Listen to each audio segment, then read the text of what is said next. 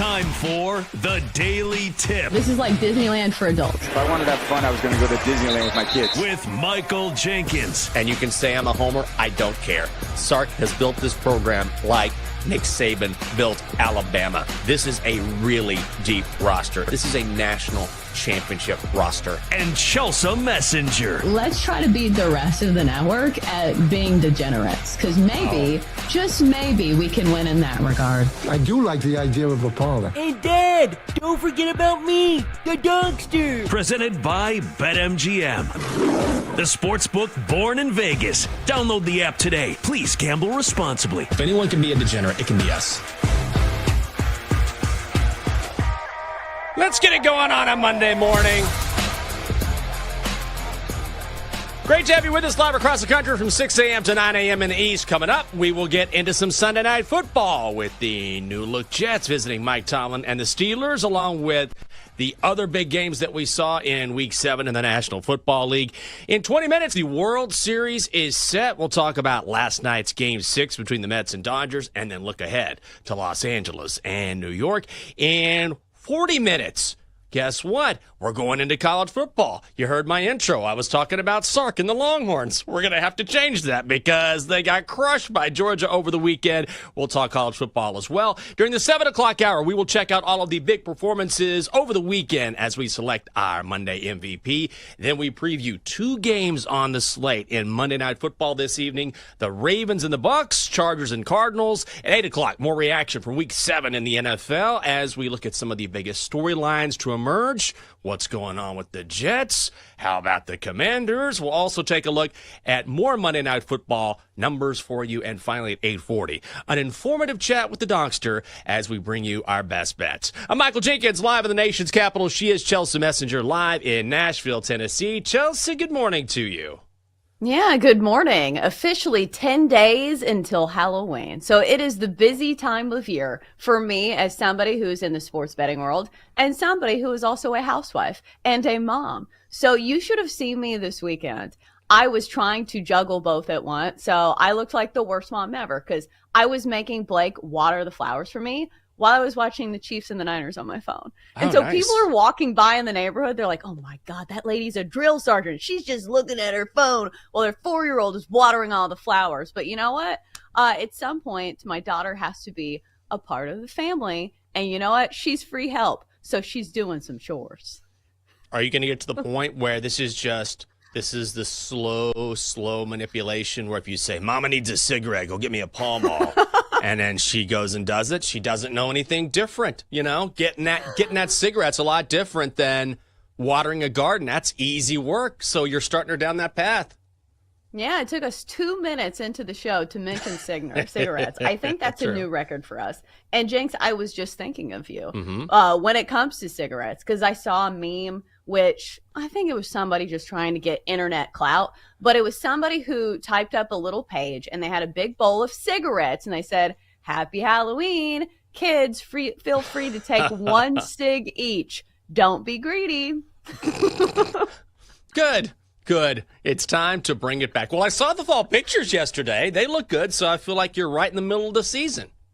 Well, that's the thing. I'm trying to juggle both worlds because it's the busy time for housewives because we have to, decorate every single ledge and corner of our house with pumpkins. But also it is the busiest time of year when it comes to sports. Like there's only a few times a year where I feel like I really need multiple TVs because, on YouTube TV, they have the multi-box situation going on. But last night was one of those where we had the WNBA finals. We had postseason baseball, and we had Sunday Night Football all popping off at the exact same moment. So, Jenks, best time of year for sports as well. Yeah, it's been awesome. My weekend because of Texas wasn't great. God, they look so bad against Georgia. But we'll talk about all of that. First, let's hear about your best bets. Yeah, best bet of the week was a winner. I had Brock Bowers over 61.5 receiving yards for the Las Vegas Raiders. I thought that this was a trap.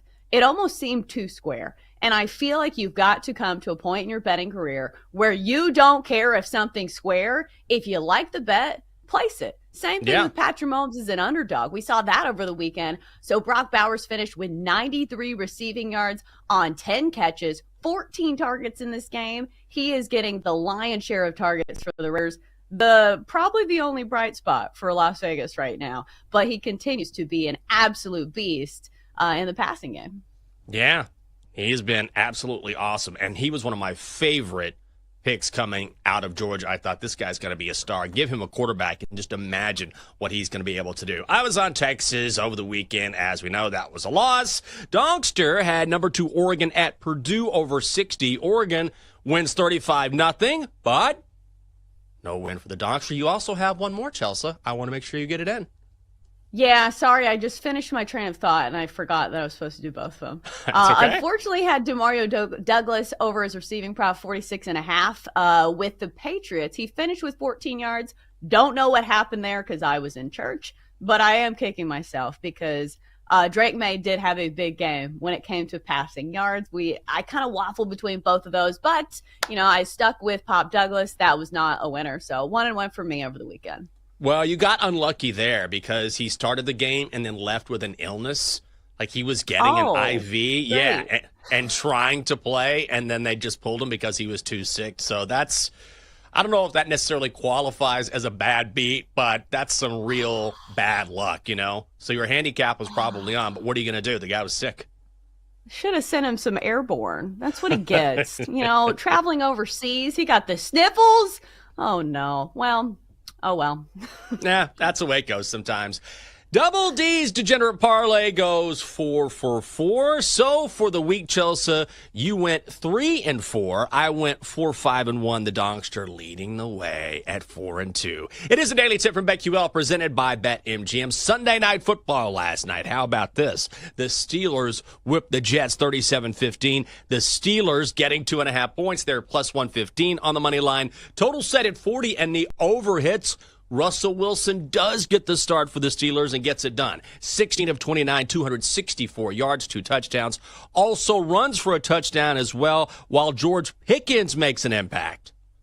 2nd and 10, gets spring 4, looks an end zone shot. Pickens! Got it!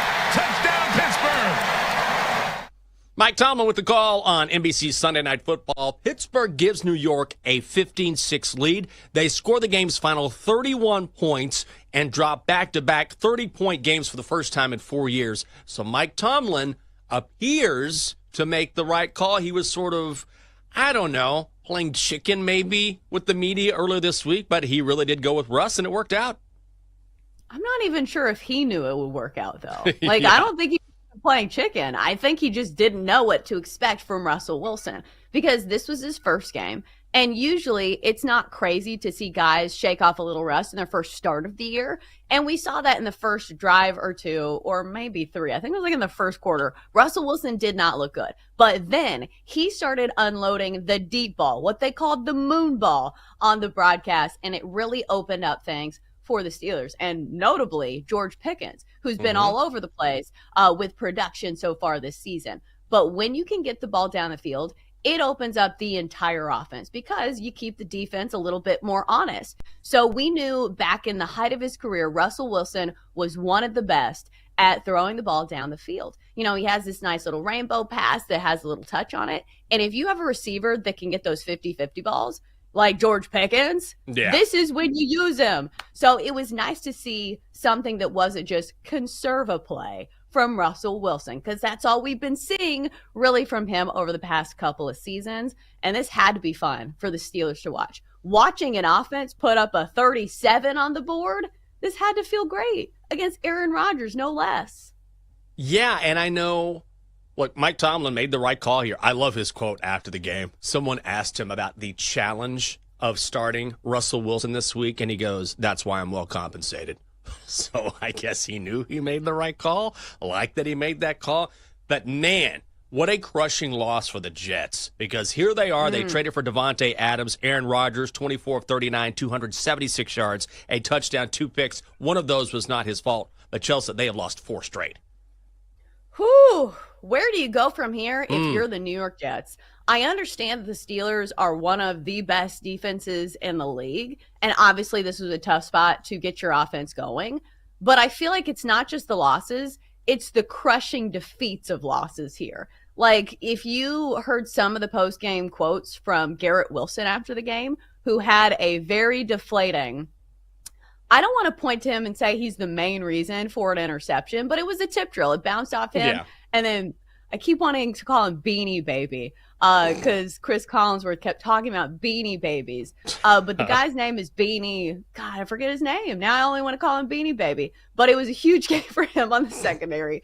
But point being, you could tell the entire locker room just was completely beside themselves. And this is the thing when you play in a big market. All of the headlines and all of the media is going to be absolutely crushing you this week, as they have been all season long. So it's going to be a real test of character for New York. If they can get out of this muck, maybe they can win some games down the stretch, but it's getting late quick for New York. I mean, when you're 2-5 in that division in a very talented conference in the AFC, I'm sure they have a small chance, but they look like they're lost, and they look like they have a guy in Aaron Rodgers who isn't quite the quarterback that he used to be. Elsewhere, Chelsea, out west, you were on this game and you nailed it. The Chiefs beat the Niners 28-18. The Chiefs getting 2.5. The Chiefs plus 130 on the money line. Total set at 48. The under hits. Patrick Mahomes goes without a touchdown pass in back-to-back games for only the second time in his career. 16 of 27 in the air, 2 interceptions. So, Kansas City goes to the ground instead. Oh, little sweep. Harmon, no one near him, makes a cut. Racing to the end zone. He's in. Touchdown. Call courtesy of Fox. The Chiefs run for a season-high 184 yards, 4 touchdowns for the first time since 2018. Kareem Hunt, 22 carries, 78 yards, 2 scores, while Hardman racks up 38 yards and that score that you heard. Meanwhile, the Chiefs' defense does the rest. They intercept Brock Purdy 3 times. When Patrick Mahomes is not throwing touchdowns, made some clutch plays late in this game, and you're still finding ways to win. The Chiefs haven't even hit peak Chiefs yet. Yeah, it feels like this wasn't even a good game for them. But the difference was their efficiency inside the red zone. I was listening to the broadcast early on, obviously, while I was making my daughter water the flowers. And they were saying that Kansas City scored touchdowns in 3 of their first 4 trips to the red zone. Meanwhile, for San Francisco, it was the opposite. They couldn't seem to score touchdowns every time they went to the red zone. It was the difference in this game. They had to score field goals instead of touchdowns. And this has been a problem for the Niners all season long. I know they were down several key players in this game. Deebo Samuel was not in it. And also, of course, Christian McCaffrey is still not in the game. But I personally think Deebo's the bigger X factor here in the passing game. So the Niners, we knew they were not going to be at full strength in this one. But the Chiefs haven't been at full strength all season long, but yet they continue to count dubs. It's crazy. Yeah. I mean, they just find ways. So when you say on this show, and you're not wrong, it's hard to bet against the Chiefs. You know what? You're right about that. And things continue to trend in the wrong direction for the Niners. Brandon Ayuk carted off in the second quarter with what looks to be a torn ACL. So we need confirmation, but it looks like he's going to be done for the season. Finally, Chelsea in Minneapolis. The Lions topped the Vikings 31-29. Lions getting a 1.5. They're plus 105 on the money line. Total set at 50. The overhits. Vikings down 5 in the fourth when Ivan Pace makes a play. This time Montgomery, Bynum grab them. That ball is out. Picked up by Pace. Down the sideline. There is a flag. He's in. Minnesota leads. Highlight via Fox, but here come the Lions, down 1. 15 seconds to play. Jake Bates setting up for a 44-yard field goal. From 44, for the lead, Bates has delivered. Detroit is on top with 15 seconds left. Call courtesy once again of Fox. Yeah, for the lead, for the win. Bates was picked up from the United Football League when Michael Badgley got hurt at the beginning of camp. He has gone 10 for 10 since, and the Lions hand Minnesota their first loss of the season. This division is something. Yeah, what a story for Jake Bates. He said after the game that he was working also as a brick salesman. So this had to be a little bit more thrilling than unloading like a truck full of bricks to some supplier. But as for the Lions, I thought the story for me in this one was how well Jared Goff handled pressure from the opposing defense. Because we know the Vikings defense has been one of the best in the league at bringing pressure and putting, some pressure on opposing quarterbacks. It didn't work here. Jared Goff is one of those veteran guys that can get the ball off lightning fast, and we saw it all game long. What a huge win for the Lions. Man, this was just massive for them, massive. And when you think about the Packers, the Lions, the Bears, of course the Vikings, I mean, top to bottom, who would have thought that the NFC North, arguably best division in football right now? Coming up next here on the show, we got postseason baseball to talk about. The Yankees punched their card to the World Series, and now the Dodgers will join them. We are headed to the Diamond next on the Daily Tip from BetQL. It is presented by BetMGM. Great to have you with us on a Monday. Chelsea and Jenks will be right back on the Daily Tip on the BetQL Network, presented by BetMGM on the Sportsbook Born in Vegas. Download the app today. Please gamble responsibly.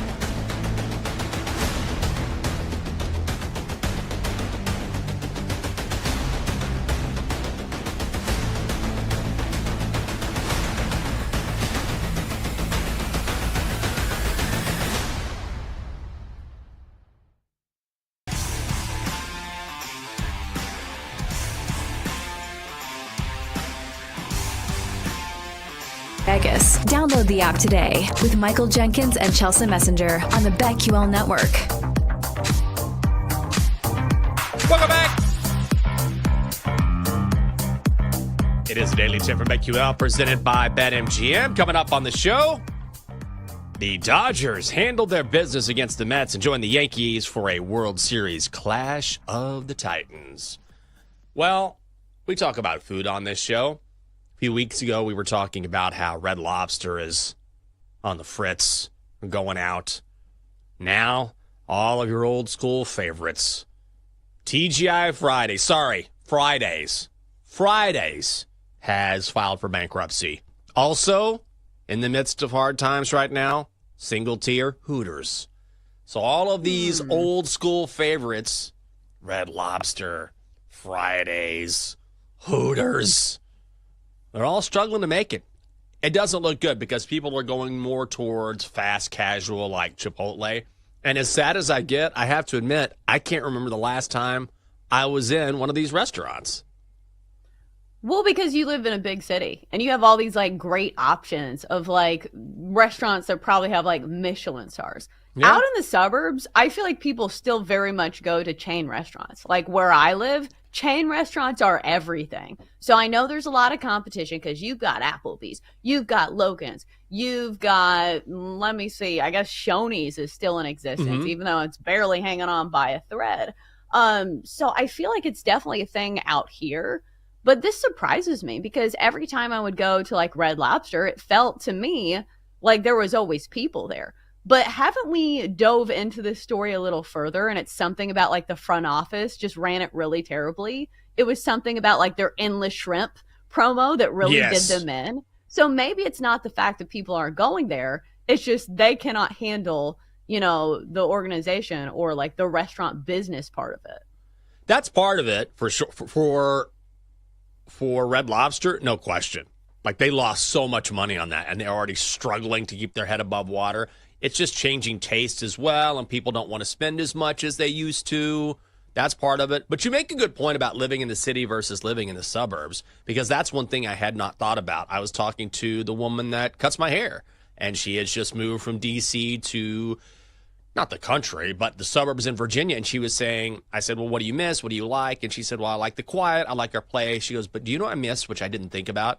I miss the food. And I was like, oh, I didn't think about that. Because you're right. The lovely Catherine and I, if you want to go to a really nice restaurant here in D.C., you have a lot of choices and you can get some really amazing meals. Not that you can't find that in the suburbs, but it's harder to find. Oh, absolutely. Like, I'm trying to think of the nicest restaurant we have around here, and it's a chain.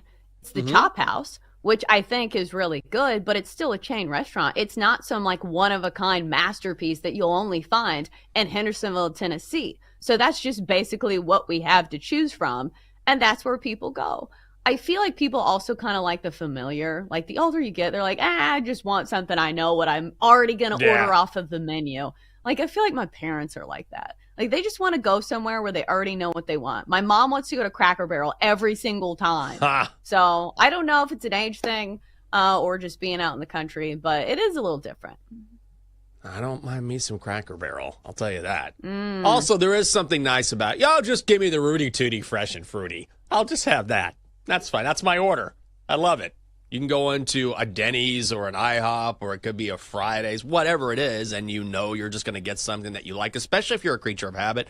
I am definitely a creature of habit. Also, it is a habit that we see every year, the Dodgers making a way towards the World Series, but they've disappointed in recent years. Now they are back. They take care of business last night against the Mets. Chelsea out in L.A. 10-5, so they win this series 4-2. The Dodgers minus 150 on the money line, total set at 8.5. The over hits, and it is Tommy Edman who leads the way.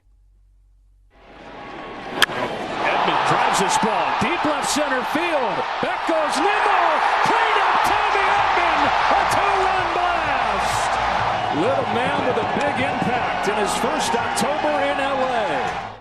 Highlight courtesy of FS1. Edman with that two-run double, two-run homer in the third, and then Will Smith adds to the lead in the fourth with a two-run shot of his own. Dodgers poured in with two more in the eighth inning, so they clinched their record 25th NL pennant. their 4th in 8 years, and their first one at home since they beat the Mets back in 1988. McNeil goes for second. Alvarez swings. A bouncer to second. Taylor has it in the glove. It's over! It's over! The Dodgers win the pennant! Champions of the National League in 2024! The Dodgers are going back to the World Series!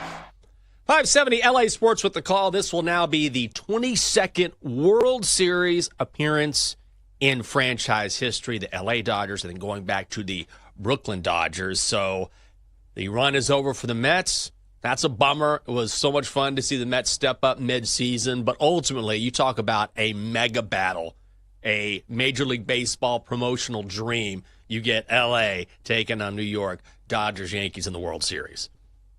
Yeah, even though I did think it was kind of ironic that the Dodgers have all these huge, massive superstars on their lineup, and yet it's Tommy Edman that wins NLCS MVP. The guy was scorching hot during this series, an absolute rock star in the middle of the lineup. I saw where they finally moved him towards the top of the order, but for the first of the series, he was batting towards the bottom, which is crazy, which is what makes this Dodgers lineup so tough to face, because it's not just the top of the order. Ohtani, Betts, Teoscar Hernandez, who's having a great season. Even Max Muncy in the middle, Kike Hernandez, October legend, hitting a .303 for the postseason. So it's just really tough for opposing pitchers to go down the lineup and get some outs peppered in there. But the Dodgers feel like they are peaking at the absolute right time, because we had our concerns about their pitching depth, about their bullpen, but they've been lights out for the NLCS and before that. So it just feels like the Mets vibes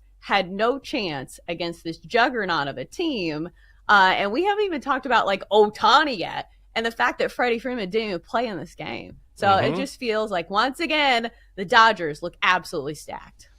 Yeah, they look unbelievable. And I think the one thing that has surprised me has been their pitching staff. Isn't that the one difference? I mean, they've been raking. There's no question about that. But wasn't that the one thing that worried you going into the playoffs, is that when you think about their starters, and the relieving staff has been pretty good all year, but it took the next step in the postseason, and their starting pitching has been good. So even those guys have come together.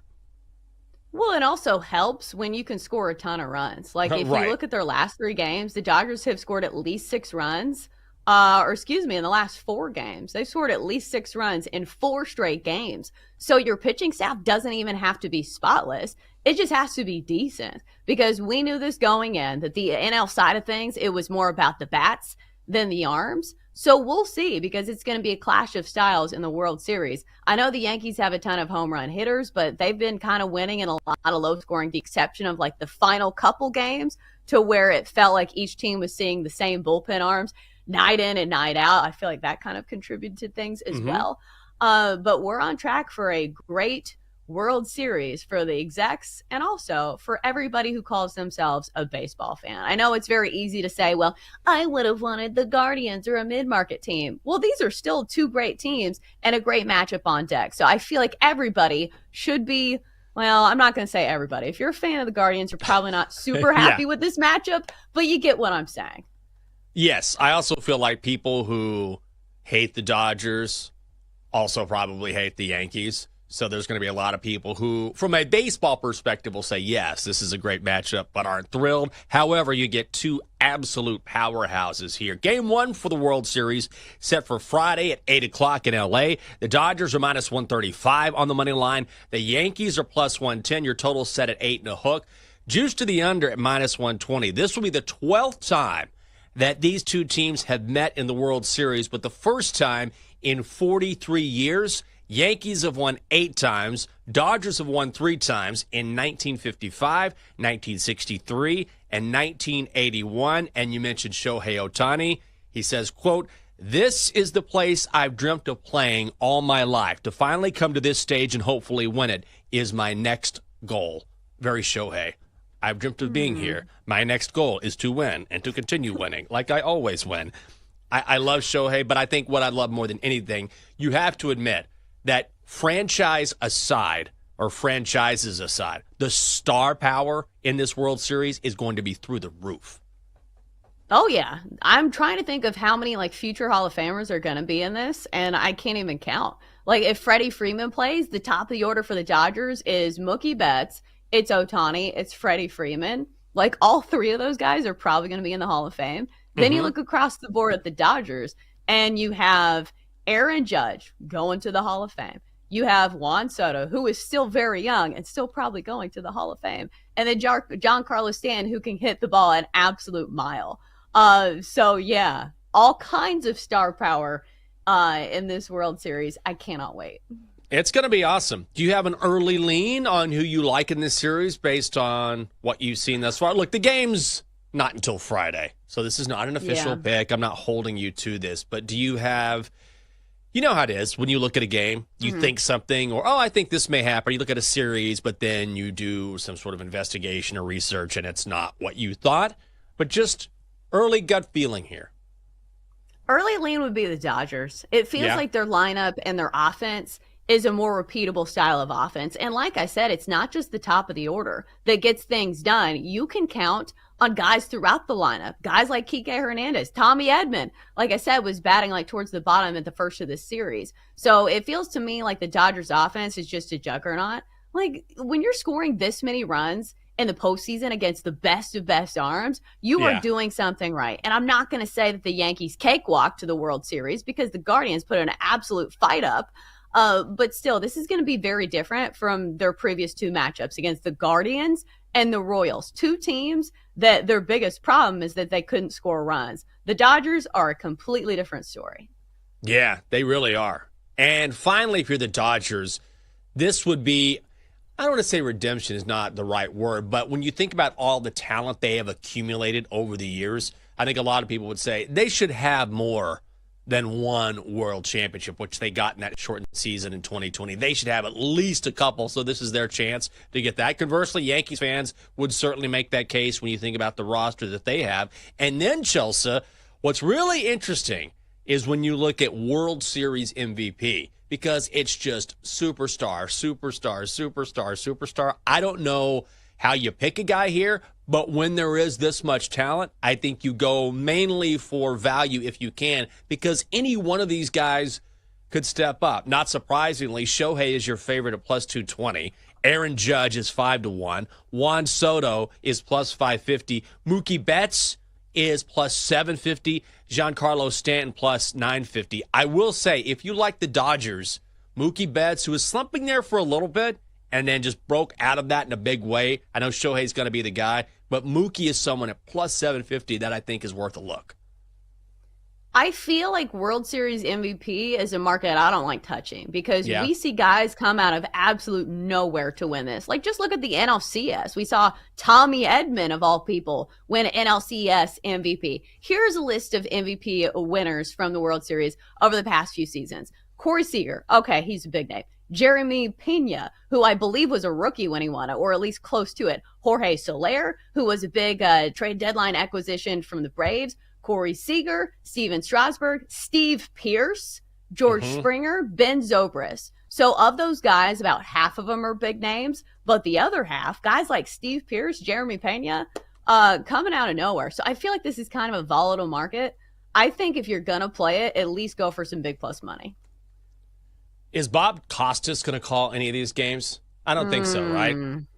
Well, his Yankees are in. Yeah, just imagine. Game 7, bottom of the ninth. Dodgers down 3. Bases loaded for Shohei Ohtani. That pitch is deep, and it is gone. The Dodgers win the World Series. Thanks for being with us here on MLB Network. Good night, everyone. You're like, what was that? What in the world? Yes. Yeah, not good. But I will say, as someone, I don't have a dog in the fight. I'm trying to figure out who I'm going to cheer for. I don't know. Maybe I'll just make some bets and cheer for my bets, but I don't really have a team that I necessarily want to win this thing. So then you just root for good games. It was similar to what I was rooting for in the Guardians and the Yankees. Even in the game that I had like the Yankees on the money line, I didn't even care. I thought to myself, okay, I am paying for entertainment at this point because we had some of the best games of the entire postseason in that series. I am just hoping that the World Series delivers when it comes to entertainment. I don't want to see lopsided games. I want to see what we've been seeing throughout the entire postseason. really tight games with incredible finishes and heroes coming out of the woodwork, to claim some glory in October. Oh, Bill has some news for us in the chat. Joe Davis and John Smoltzy on the call for Fox. Wow. That'll be good. Great. A well-called World Series. I guess we'll have to get used to that. I'm excited. Should be great. Game 1 Friday. Of course, we'll talk about that throughout the week. Coming up in 5 minutes, Texas takes a 2-step in the wrong direction as the Dogs dominate in Austin. We're going to check out the weekend that was in college football, including Rocky Top rocket after that win after Alabama. It is a Daily Tip from BetQL presented by BetMGM.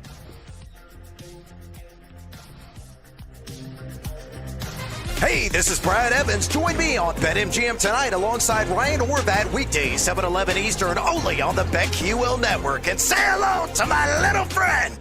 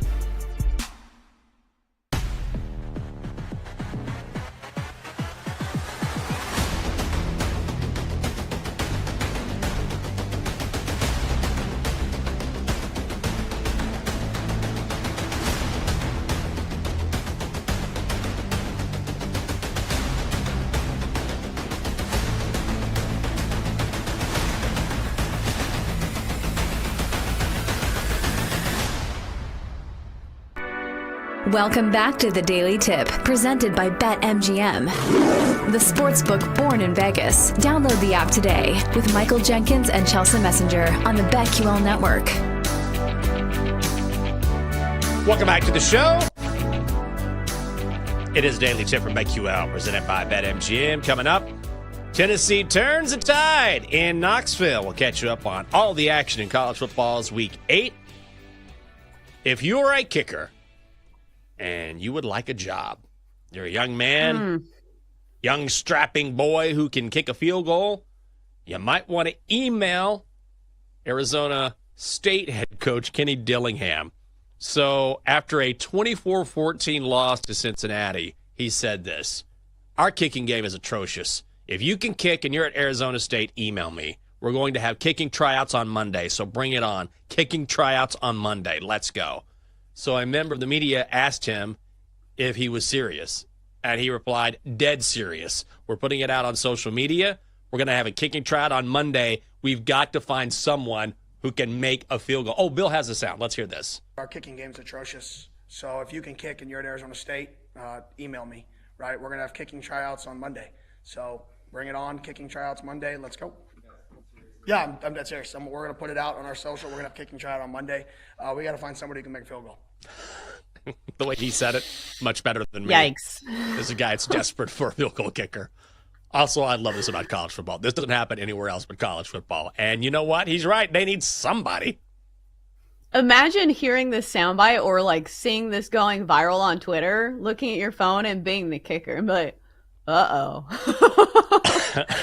Should I show up to practice on Monday, or should I join tryouts under a different name, wear a mustache, and be like, yeah, I'm not the same guy? But we've seen this story before. Kicking matters in every level of football.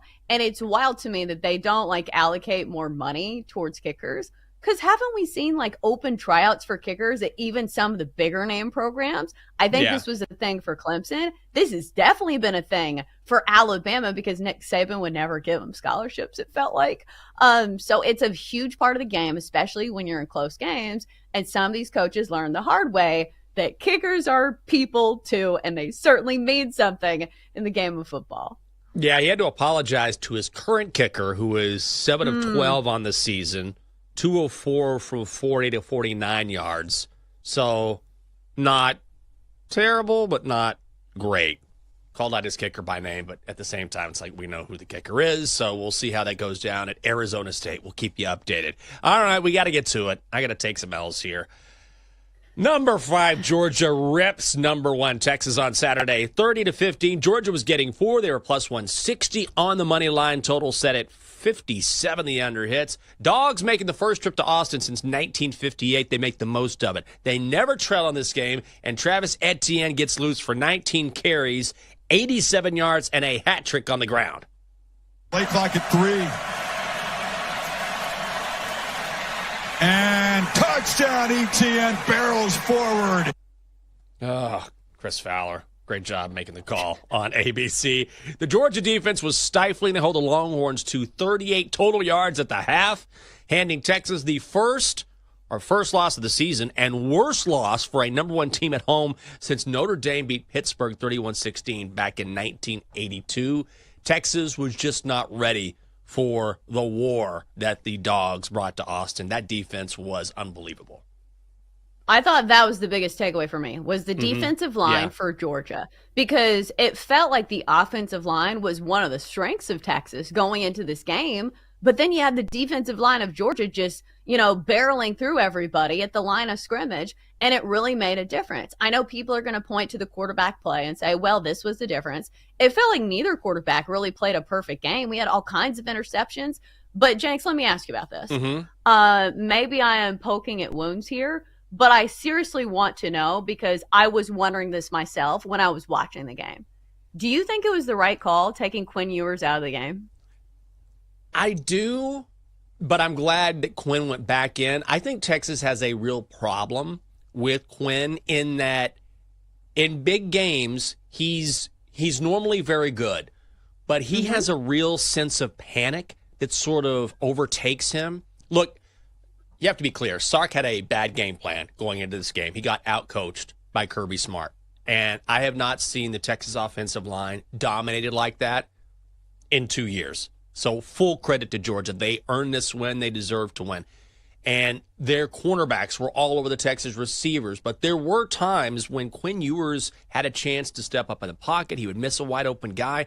And sort of the book on him, which a lot of fans and I have been talking about, is that if you don't scheme someone open for him and his first read is not open, and Sark's amazing at that, then he kind of starts to panic. And so I think you have to roll with Quinn for sure, because he did settle down once he was taken out for a couple of series. But it's very worrisome to see him in difficult spots where you can kind of see it on his face. He just kind of panics a little bit. It's really odd. Well, we see this a lot from college quarterbacks, though. Like, he's not the first college quarterback to do this, and it's really tough to remain your composure or keep your composure when the defensive line is, like, coming in your face. So, God, don't clip that off. Anyways, Jenks, let me try to put a silver lining on this, because in the olden days, this would be the stamp of death for a team that was trying to make it to the college football playoff. But now that there are 12 teams that can go into this, it feels like it's not a dead dream for Texas after this game. So how does Texas rebound after this loss? Do you think they still have a good chance to make it to the playoff? No doubt. I think there might be, and there is some talk about this, there could be an SEC team with 3 losses make the playoff. I don't know if that's going to be the case. It's absolutely a possibility. You will definitely see an SEC team with 2 losses make the college football playoff, because you have to take into account that the SEC is the best conference in the country relative to other conferences. I think Texas will be just fine. And also, as I told someone, look, you're just not going to get through this SEC schedule unblemished. Alabama has 2 losses. Georgia has a loss. And also, Georgia is really freaking good. Like, I love how Kirby Smart after the game says, no one believed in us. Well, maybe a lot of people picked Texas, but you're still Georgia. Right, you're still the dominant team in college football. So I think if you're Texas, you say, look, we learned something today. We lost to a team that could absolutely win a national title, but everything is still right in front of us. I was talking about Alabama. They go to Rocky Top, and they lose as number Tennessee upsets the number 7 Tide, 24-17. Vols getting 3. They're plus 130 on the money line. Total set at 56 and a hook. The under hits. Vols take the lead in the fourth quarter on this. 5 out of 11 on third down. Iamaleava, end zone, diving attempt. It is caught for a touchdown. Chris Brazel. Call courtesy of ABC. And again, the Vols get a fantastic performance from running back Dylan Sampson, who rushes for 139 yards, 2 scores. He has now rushed for at least 100 yards in every game but one this season. His 17 touchdowns ranked second in FBS play. Tennessee very much alive for the college football playoff as well. Yeah, it feels like there's absolute chaos in the SEC. And now I think the bigger takeaway for me is that there's a lot of parity in the SEC. And every time you think you have like the top teams figure out, oh, no, not so fast, my friend, as Lee Corso would say. But in this game, again, I do not think myself smarter than any of these head coaches, but we had another questionable call here. So Alabama has the ball. I think there's like a minute and a half left. And it's 4th and 22. Instead of punting, they decide to go for it. And they run a screen pass. Not even close to throwing it to where the sticks are and where the first down is. I feel like there's going to be a lot of mad Alabama fans today who are saying, Nick Saban would never. Do you think that there was any reason to question this call? Yeah, I saw that as well. I will say if a receiver had blocked ahead of, I think they were trying to get to Ryan Williams, they might have gotten that. But also, Alabama is a different team. Did you see that play where they tried to run a sneak and their 2 receivers on the outside mimed jump shots as they tried to go for it on 4th down? I'm not kidding. If Nick Saban ever saw that, like, you guys are pretending to shoot jump shots while we're going for it on 4th down, and by the way, they didn't get it. This just goes to show the mastery of Nick Saban. Let me put it to you from a historical perspective. Alabama now has 2 losses in the regular season for the first time since 2007. That was Saban's first year. Now, it is the SEC, But now Kalen DeBoer is going to face all of that heat and all those questions because Nick Saban didn't do this. You know what I mean? Well, rightfully so. And there's a reason that Nick Saban is going to go down as one of the best college football coaches of all time. But I feel like the real masterpieces for him are not necessarily just the big wins. It's keeping his team in the right mindset. Because there is no way that Alabama should have lost to Vanderbilt. Vanderbilt is a good team, but I feel like there were some mental lapses there. And when you're talking about like the jump shots and some of that, like Nick Saban would never. Like I'm trying not to overreact, but it feels like that's where Nick Saban really excels at keeping his team in the right mindset throughout the entirety of the season. It's tough because I understand these are 18 to 22-year-old kids who now are like millionaires. But still, this is your job if you're the head guy in charge at the University of Alabama. So maybe it's a little overreactionary, but I do think some of the questions about Kalen DeBoer are warranted. I agree. Finally, number 6 Miami beats Louisville 52-45. This was a great game. The Canes laying 4.5. They're minus 200 on the money line. Total set at 61.5. The over hits. Canes quarterback Cam Ward continues to make his case for the Heisman. 4 touchdown passes. His 7th straight 300-yard passing game. That is a school record on the ground. Damian Martinez, what a bull he is. 12 carries, 89 yards, and a score. Miami is now 7-0. Best start since they started the year 10-0 in 2017.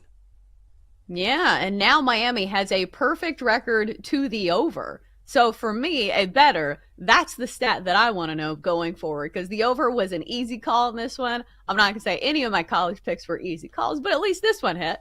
But still a very back and forth affair between both these teams. A tough loss if you had Louisville because they were very much in this game for most of it. But a win is a win is a win. And Miami needs these wins, and they're stacking them in the ACC. New top 25 is out in college football. Oregon number 1, followed by Georgia, Penn State, Ohio State, Texas 5, Miami 6, Tennessee 7. Coming up next, you know what time it is. We'll look at the past couple of days and pick out a winner of the weekend. It is our Monday MVP segment. I'm Michael Jenkins. She is Chelsea Messenger. That's coming up next on the Daily Tip from BetQL, presented by BetMGM. Hour 2 next. Chelsea and Jenks will be right back on the Daily Tip on the BetQL Network, presented by BetMGM on the Sportsbook Born in Vegas. Download the app today. Please gamble responsibly.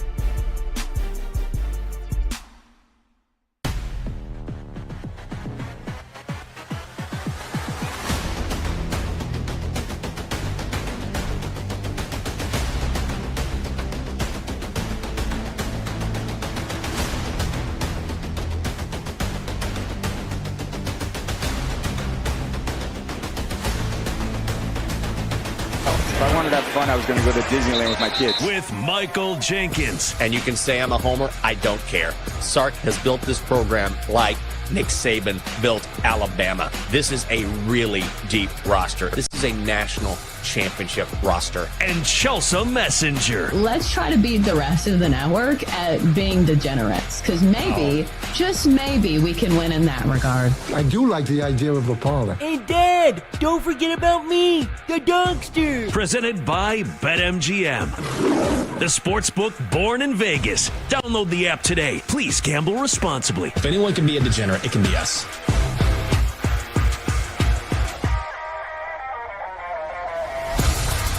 Rise and shine, people. It's Monday morning, and we have all kinds of sports to get into. Hope you had multiple TVs this weekend because it was a sports cornucopia. Not sure how to spell that. I was typing up my notes, and I was like, you know what? I'm just going to spell it phonetically speaking. But in this segment, we give you only the best of the best as we present MVP Monday. At 7:20, who has it better than us? Nobody. We have 2 Monday Night Football games with both Harbaughs in action. Ravens, Bucks, Chargers, Cardinals. We'll give you our best bets for each. And then at 7:40, we'll give you a very early look at the World Series. Now we know it's Dodgers, Yankees. Front office executives, when it comes to the TV markets, are rejoicing. We'll tell you why maybe it's not even worth betting on World Series MVP. Take a look at the history and see if we can find some early bets for everybody. So I mentioned it was a tough night to try to be focused on one sporting event, because last night we had Sunday Night Football. We had the NLCS between the Dodgers and the Mets, and we also had Game 5 of the WNBA Finals. So if you didn't tune in, you missed a good one, because we had an overtime thriller in which the Liberty came from behind to win it in overtime, 67-62. And the craziest part of this is their best player, Sabrina Ionescu, ice cold in this game. And it took a monster performance from Jonquel Jones, who was named WNBA Finals MVP for the team, to win this game. So, Jenks, we've been talking about the WNBA all season long, how it's enjoyed one of the best seasons of all time from a viewing perspective. I felt like this was the perfect ending to a great season for the WNBA. Yeah, I think I don't want to say they needed it, but I think they deserved it, because this has been a bellwether season for the WNBA because of the promotion that they've gotten, because it's rightfully sort of made its way into the public consciousness. And I think now people are realizing, wow, this is some really great basketball. So when you see a finals that goes to overtime and you have so much star power, whether it's Nafisa Collier or it's Sabrina Ionescu, I should say, or Breanna Stewart, like there's a ton of star power and it goes to overtime. You get the series that you want. Yeah, this was massive.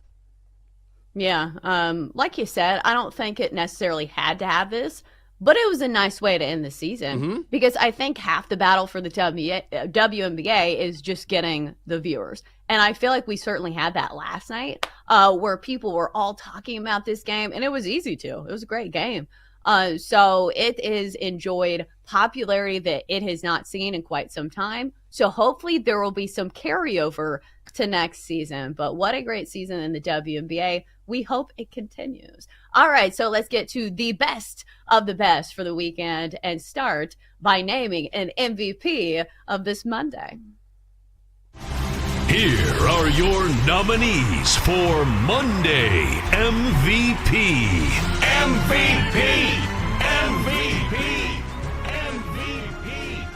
Good morning, Jenks and Chelsea. How are we doing today? Good morning, David. I'm not going to call you a piece of meat. Good morning. I will. You big old hunk of chunk. How you doing, buddy? I will not be doing the truffle shuffle, sir. You can't make me. Not in hour 2. Maybe hour 3. Maybe you save it for a Friday. Give me something to look forward to. How about that? Maybe. You never know. Maybe I'll do the truffle shuffle as a good luck charm for my D-Gen parlay that has not been going well this year. All right, let's get to the nominees for MVP Monday. Nominee number 1, Bryson Daly, Army football. Robinson in motion. Daly wants to throw it as a man breaking open into the end zone for the touchdown. It's Miles Stewart. How about that spin move? the goal line. Dina, the lead blocker. Daly with a crease. Bryson Daly back to the end zone. And he rumbles across the goal line. Bryson Daly across the goal line again. And another touchdown on the ground. His 5th of this football game. The quarterback carried for 31 times for 171 yards and 5 touchdowns on the ground and passed for 147 yards and another TD as Army rolled past East Carolina 45-28. Daly became the Army's single-season record holder for touchdowns with 19 scores already this season. Nominee number 2, Juan Soto, New York Yankees. This will be pitch number 7. The count is still 1-2. Gaddis Soto, a high fly ball to center. Thomas backing up. Thomas at the track. And Juan Soto! A 3-run home run!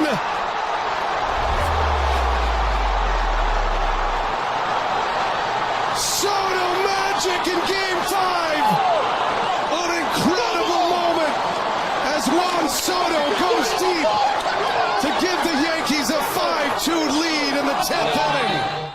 Soto cranked a 3-run home run in the top of the 10th inning on Saturday to push the Yankees to a 5-2 win over the Guardians in Game 5 of the ALCS.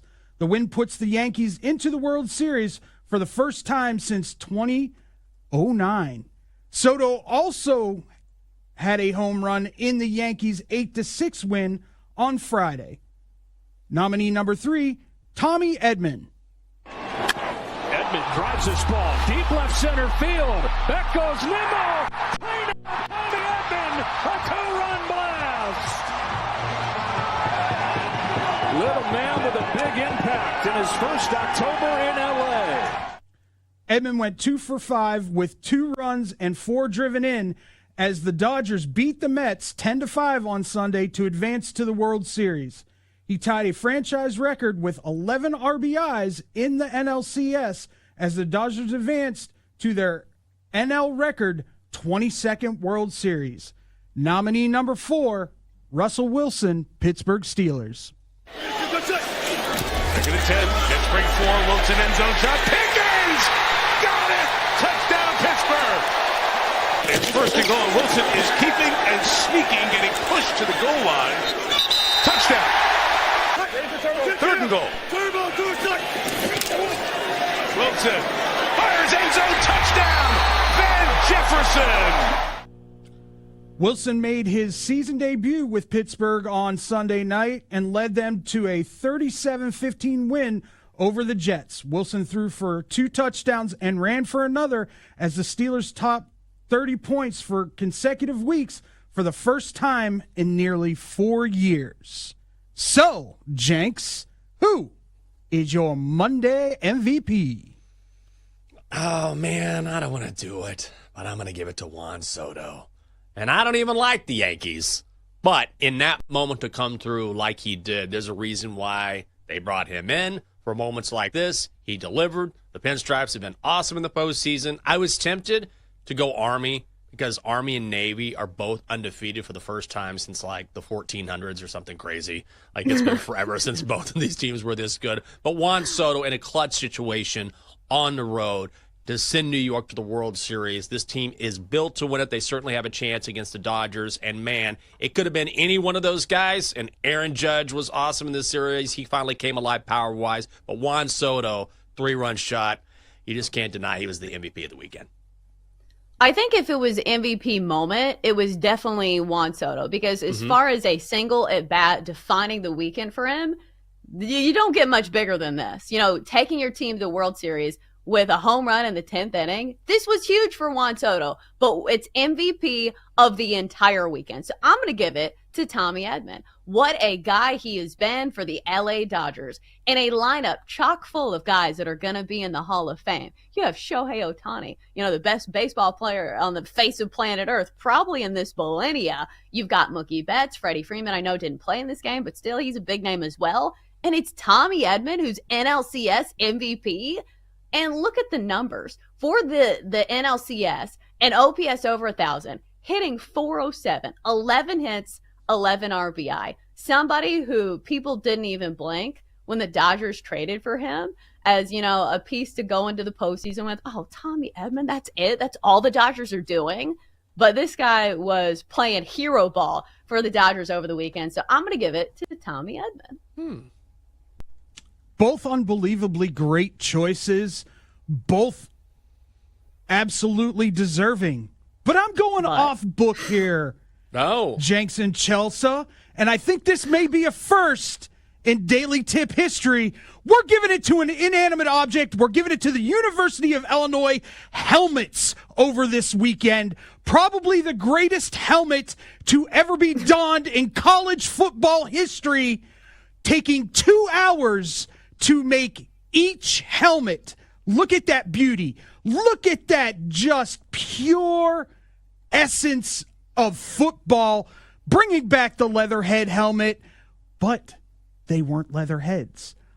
I give it to the University of Illinois for bringing back the leatherhead helmets and still staying protected as they beat Michigan over this weekend.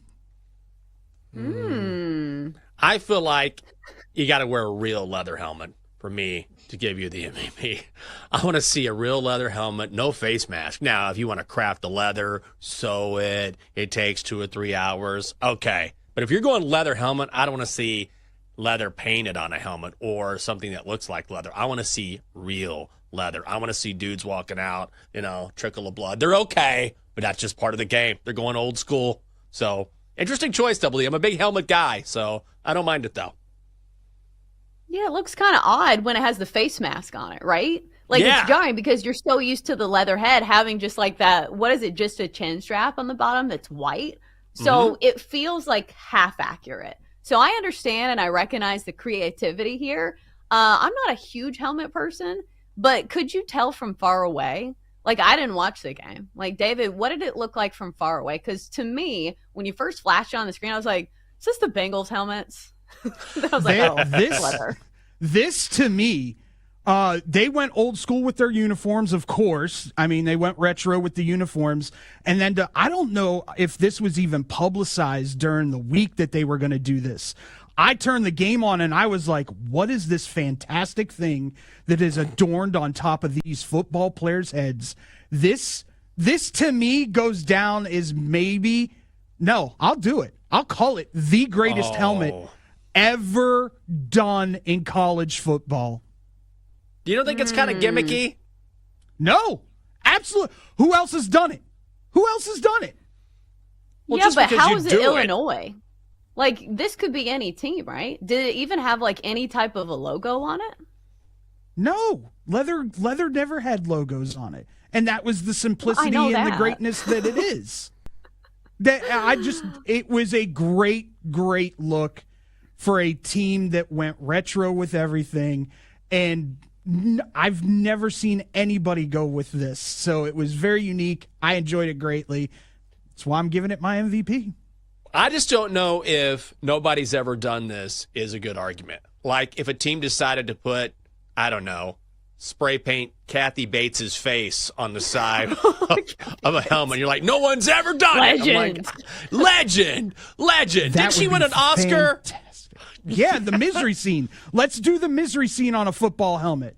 And then on the other side, you switch it up. You go Diane Wiest or something. You're like, nobody's ever done it. Nobody will ever do this. 2 Hollywood ladies who are still getting it done after all these time. I don't know, Double D. I appreciate it, though. So let's not go with no one's ever done it. Let's go with creative factor and just the time and the detail that was put into these helmets that, honestly, like I said, haven't been done before. And no one's thought to do that before. So I love them. I absolutely love them. I hope they wear them the rest of the year. But it has been done before. Like, isn't this what they used to wear? Like, isn't this what they looked like? Except for they were actually legitimately leather. Not on a helmet. Not as a retro helmet or one of their alternate helmets. Yeah. No one's done it. And the detail, it could have come off very badly. That is a very detailed thing. It could have been very bad, and it wasn't. It looked great. I think I just can't reconcile the leather with the face mask. Like it's yeah, well it's done. weird. Like it's amazingly done. The craftsmanship is chef's kiss. It's just that leather helmet, face mask, and I'm like, I don't know. Yeah, it feels like a contradiction. It's like when we were talking about like the sexy Grimace costume. It feels like a contradiction. You cannot be both.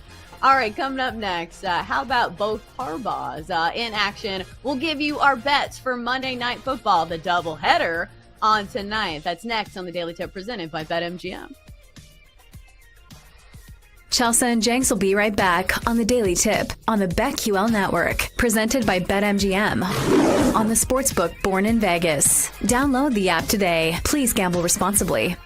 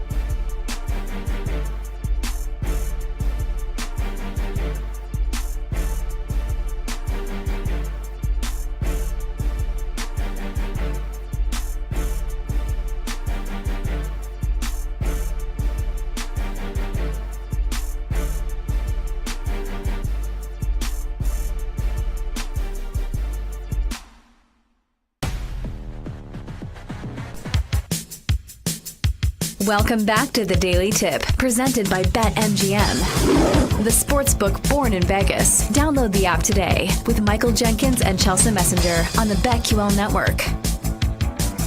Off and rolling this Monday morning. Hour 2 continues with our doubleheader preview of Monday Night Football. Ravens-Bucks, Chargers-Cardinals, popping off tonight. So, Jenks, I've got an important question to ask. Oh. Very important, some should say.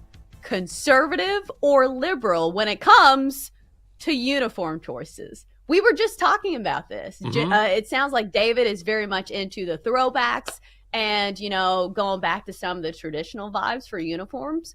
But do you fancy yourself somebody who likes the new school uniforms? Do you find yourself like a fan of Oregon football's combination of all their uniforms? Or do you like it when teams kind of stick to what has made them, a trademark in football? Whether it's, the Dallas Cowboys with their traditional uniforms, Alabama does this. Are you conservative or liberal for uniforms? This is going to sound like such a political answer, but I appreciate both. It depends on the school. Like, I don't ever want to see Texas come out in a black uniform. I think that would look terrible. I want to stick with what we've stuck with forever, what we're known for, which is the Longhorn and the burnt orange and white. Alabama's the same way. They need to have the numbers on the helmets. Penn State is the same way.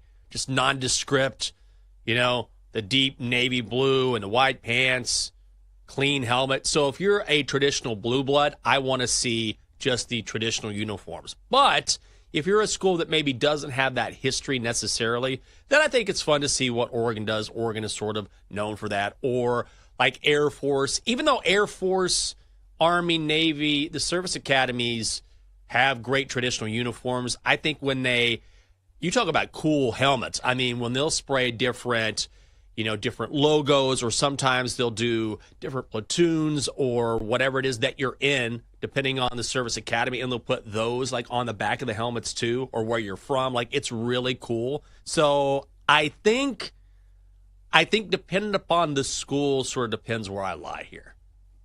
Oh, nice job, Jenks. We can tell you're from D.C., straddling Yes. the line there. But you're right. I do think it's situational. If you have a program that comes with a ton of pedigree and history, you lean into that. You want to embrace your brand, of schools and teams that have had a ton of success, because you want people to turn on the TV and say, hey, there's Alabama. Or even in baseball with the Yankees, the fact that they don't put, the names on the back of the uniforms, and they have those longstanding rules that the guys can't even they can't even have beards or any type of facial hair. Like, it goes with the Yankee brand. But if you are a school like Oregon, or a team that's trying to make a name for themselves, I feel like it's fine. And obviously Oregon has a lot to do with the fact that the Nike, brand can give them all these color combinations. Oh, yeah. But I will say it's upsetting when you turn on a game. And I had this the other day with the Texans, and it looked like they were an XFL team. Do you remember the uniforms that I'm talking about? I think it was 2 weeks ago against the Bills. It was like black and like maybe teal blue or something. It looked like it was a team straight out of like the XFL or the CFL. And I just didn't know who's playing. So I understand that there's like the City Connects, and the NBA does this all the time. If I can't tell what team is playing when I turn it on, I feel like that's a problem. The NBA does this so much, where it's like, oh, the Mavericks, we're going to go with, how about lime green and purple? Like, what? At least stick to the normal colorway. Like, maybe introduce one extra color, but don't make it to where I can't even tell what team is playing. Yeah, it gets to the point where it's sort of ridiculous. That's when they lean into it too much. And so instead of let's use our color scheme and make something really cool, it's let's use pink, let's go teal, let's go lime green, LA Lakers. And you're like, what is going on here? Does this make any sense at all? Why are we doing this? I will say, Double D said this in the chat, which I do appreciate. When the Buccaneers go back to the creamsicle uniforms, I love that because it's so unique. The problem with that is, especially for Tampa Bay fans, those uniforms are so closely aligned with losing that it's hard for them to bring those back, because they won a Super Bowl in their new uniforms and another one with Tom Brady. But those creamsicle uniforms are really cool because there was nothing ever like them, and they also burn your retinas. But, man, they were just so bad when they wore those uniforms. They made an NFC title game in those uniforms. Did they? Yeah, they lost, I think, 9-0 to the Rams back in the late 70s. Great memories. I want to say 79 maybe. But they made an NFC title game. But those early years. Oh, they were terrible. Yeah. They were awful. I think that's what Jim McKay. Oh, What you think of your team's execution? All for it. Yeah, they were so bad. But when they come out, though, when you see those creamsicles, those are awesome. And that's a totally different color scheme. But yes, to your original question, when you see colors that are never associated with a brand or a team, I'm like, what are you doing here, guys? Like, what if the Pittsburgh Steelers came out in green and pink? You'd be like, what in the hell is happening right now? Absolutely the city would not. revolt. Like, that As it city would should. absolutely hate that. Right. Yeah, as it should. Even though yellow and black. Their throwbacks are one of the worst. The ones that look like bumblebees, I hate those. Oh, well, the only good thing about those uniforms is that they wore actual leather helmets when they wore those. That's the only thing. Yeah, the debate rages on, when it comes to uniforms. The most important debate that you will think about, obviously, this time of year. All right, Jenks, so we have a doubleheader on Monday night with a couple of games popping off in the NFL. We've got Ravens-Bucks. We've got Chargers-Cardinals. So let's start in Tampa Bay. Ravens laying 3.5. We've got a total of 49.5. So what was your initial thought when you saw this line for the first time? I like the Bucks in this game. It seemed a little too easy for me to go with the Ravens here. I think this is a good spot for Tampa Bay, is what I think, because the Ravens last week were all over the Commanders. But the one thing that you learn if you watch Commanders football is the Commanders are really physical. It's wild to watch. Like, I don't recognize this franchise at all. That's a very good thing. But that game against the Ravens was super, super physical. And I think when you come off a really physical game like that and you have to go on the road against a Bucs team that also, by the way, is really good, then I think that that's going to be tough. And you got a home dog getting more than a field goal. I kind of like Tampa Bay here. I'm kind of split on this one because I feel like Tampa Bay has some injuries that are really hard to overlook in this one. Vita Vea, questionable, the defensive tackle that's one of the best at stopping the run. Not great when you're going against somebody like the Ravens, who are very good at running the football. And then Mike Evans has popped up on the injury report as well. That's not great. One of your best receivers. So I don't know for Tampa Bay. It's so difficult for me to go against the Ravens because when they look good, they look amazing. It's really hard to stop Lamar Jackson. We've seen King Henry have one of his best seasons ever. But you're right. It's the NFL. It's over a field goal. I just don't know. I feel like the Ravens either blow out people or they lose outright to teams that they shouldn't lose to. Is there anything else that you like here? Like 49.5. Again, I feel like this one could go either way. Is there anything else popping out to you?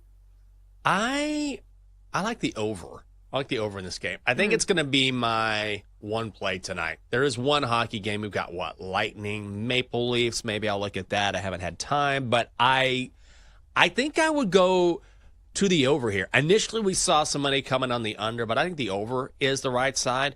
And a couple things. We know that Todd Bowles loves to blitz. I think when he does, you're going to see Lamar Jackson take off a lot. Also, the Ravens are 5-1 to the over in their last 6 games. And then the one thing about Baltimore, their real weakness is their secondary. Like, they can give up a lot of points, but they score a lot of points. They've scored 28 against the Cowboys, 35 against the Bills, 41 against the Bengals, 30 against the Commanders. So I think they'll continue that scoring pace. But I also think Tampa Bay will be able to keep up because of the weakness in that Ravens secondary. So I'm going to go over. I think that Tampa Bay is definitely going to have to throw the ball quite a bit because if you look at the Ravens defense, they have been incredibly stingy against the run. But, Tampa Bay with Baker Mayfield, we know they can sling it a bit. It sucks that Mike Evans is a game time decision. Maybe that goes into looking at somebody like Chris Godwin over his reception, something like that. But still, I think it's just tough for me to go against the Ravens, even on the road here.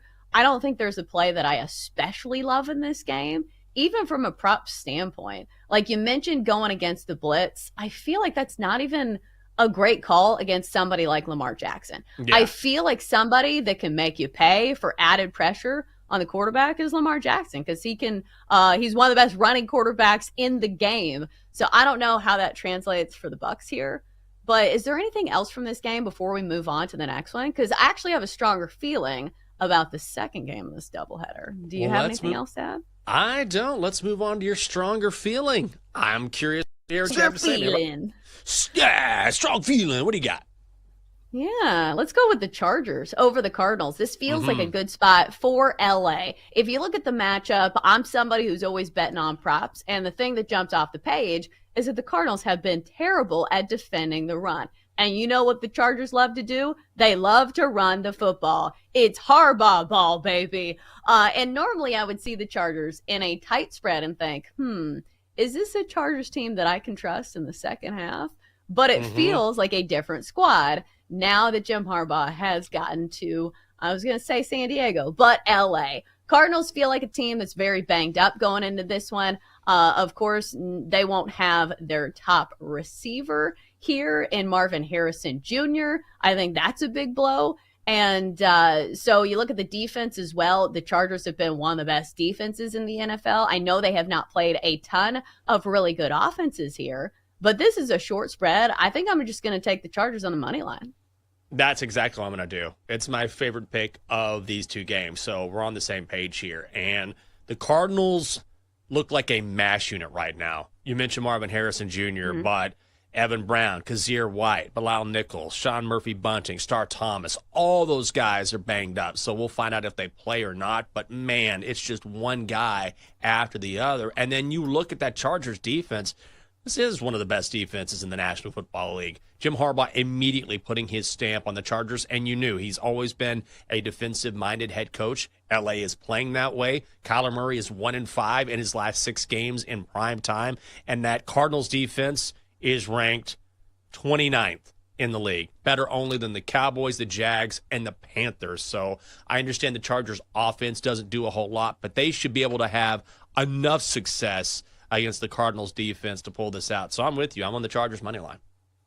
Yeah, so if you like the Chargers money line, there's another prop play that I think kind of goes into the game script of this one. So if you think a team's going to win, if you think they're going to be leading the game, you look at rushing props for the lead rusher, and that's going to be J.K. Dobbins. His number is really high in this one, and I think for good reason, because we've seen running backs absolutely scorch the Arizona Cardinals. I was on this play last week for the Packers, had Josh Jacobs over his rushing yards. The only reason he didn't get it is because the Packers were winning by so much. That game was not even close, so they put in the backups. But before that game, we had running backs absolutely gashing this rush attack. Jordan Mason had 89 yards for the 49ers. Even for the Commanders, we had somebody with a big game, 101 yards for Brian Robinson Jr. So I feel like J.K. Dobbins is in store for a big game, even if he gets it, in the first half.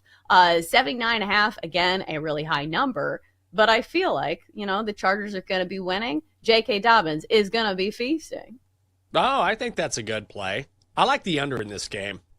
It ticked up slightly, but I think the under might be the way to go. And one of the reasons I like it is because you talk about J.K. Dobbins, who's been one of those guys who's mentioned in the conversation for comeback player of the year now that he's finally healthy. But whenever you look at an under, you want time to be taken off the clock. Ideally, you have teams that like to run the ball. Arizona might want to throw it. The problem is, can they throw it now that Marvin Harrison Jr. is out and against this Chargers defense? And then conversely, the Chargers don't score a lot. They are averaging only 18 points per game. That is not good. They will keep it on the ground with J.K. Dobbins and then play great defense. They'll be methodical on offense. So I think a low-scoring Chargers win is what we see here. Yeah, if the Chargers are controlling the clock, and I think that's their goal, because we've seen them play at one of the slowest paces in the NFL, and they're a team that runs the ball at one of the highest clips in the NFL as well. So if they're in charge and they're winning this game, I definitely see it trending towards an under in this one. So if we were to do a same game parlay, I feel like this is where it kind of makes sense, because we preach all the time that parlays are not winning wagers, and most of the time they're not. It's a lot harder to hit a parlay than you think. But I feel like if you are going to play a same game parlay, make sure all of the legs correlate. So an example of this one is you would do Chargers money line, you would do the under 44, and you would do a running back prop on J.K. Dobbins. If you want to be conservative, you could do, Chargers money line, you could do a bumped up total, and you could do like a more conservative approach to the running back total. Maybe you do like 60 plus for J.K. Dobbins. But anyway you slice it, Jenks and I like the Chargers tonight. Think it's going to be one of my best bets for the day. Coming up next here on the show, time to switch gears to postseason baseball. The World Series is set. Dodgers, Yankees, an early look on what to expect from the Fall Classic. Next on the Daily Tip presented by BetMGM.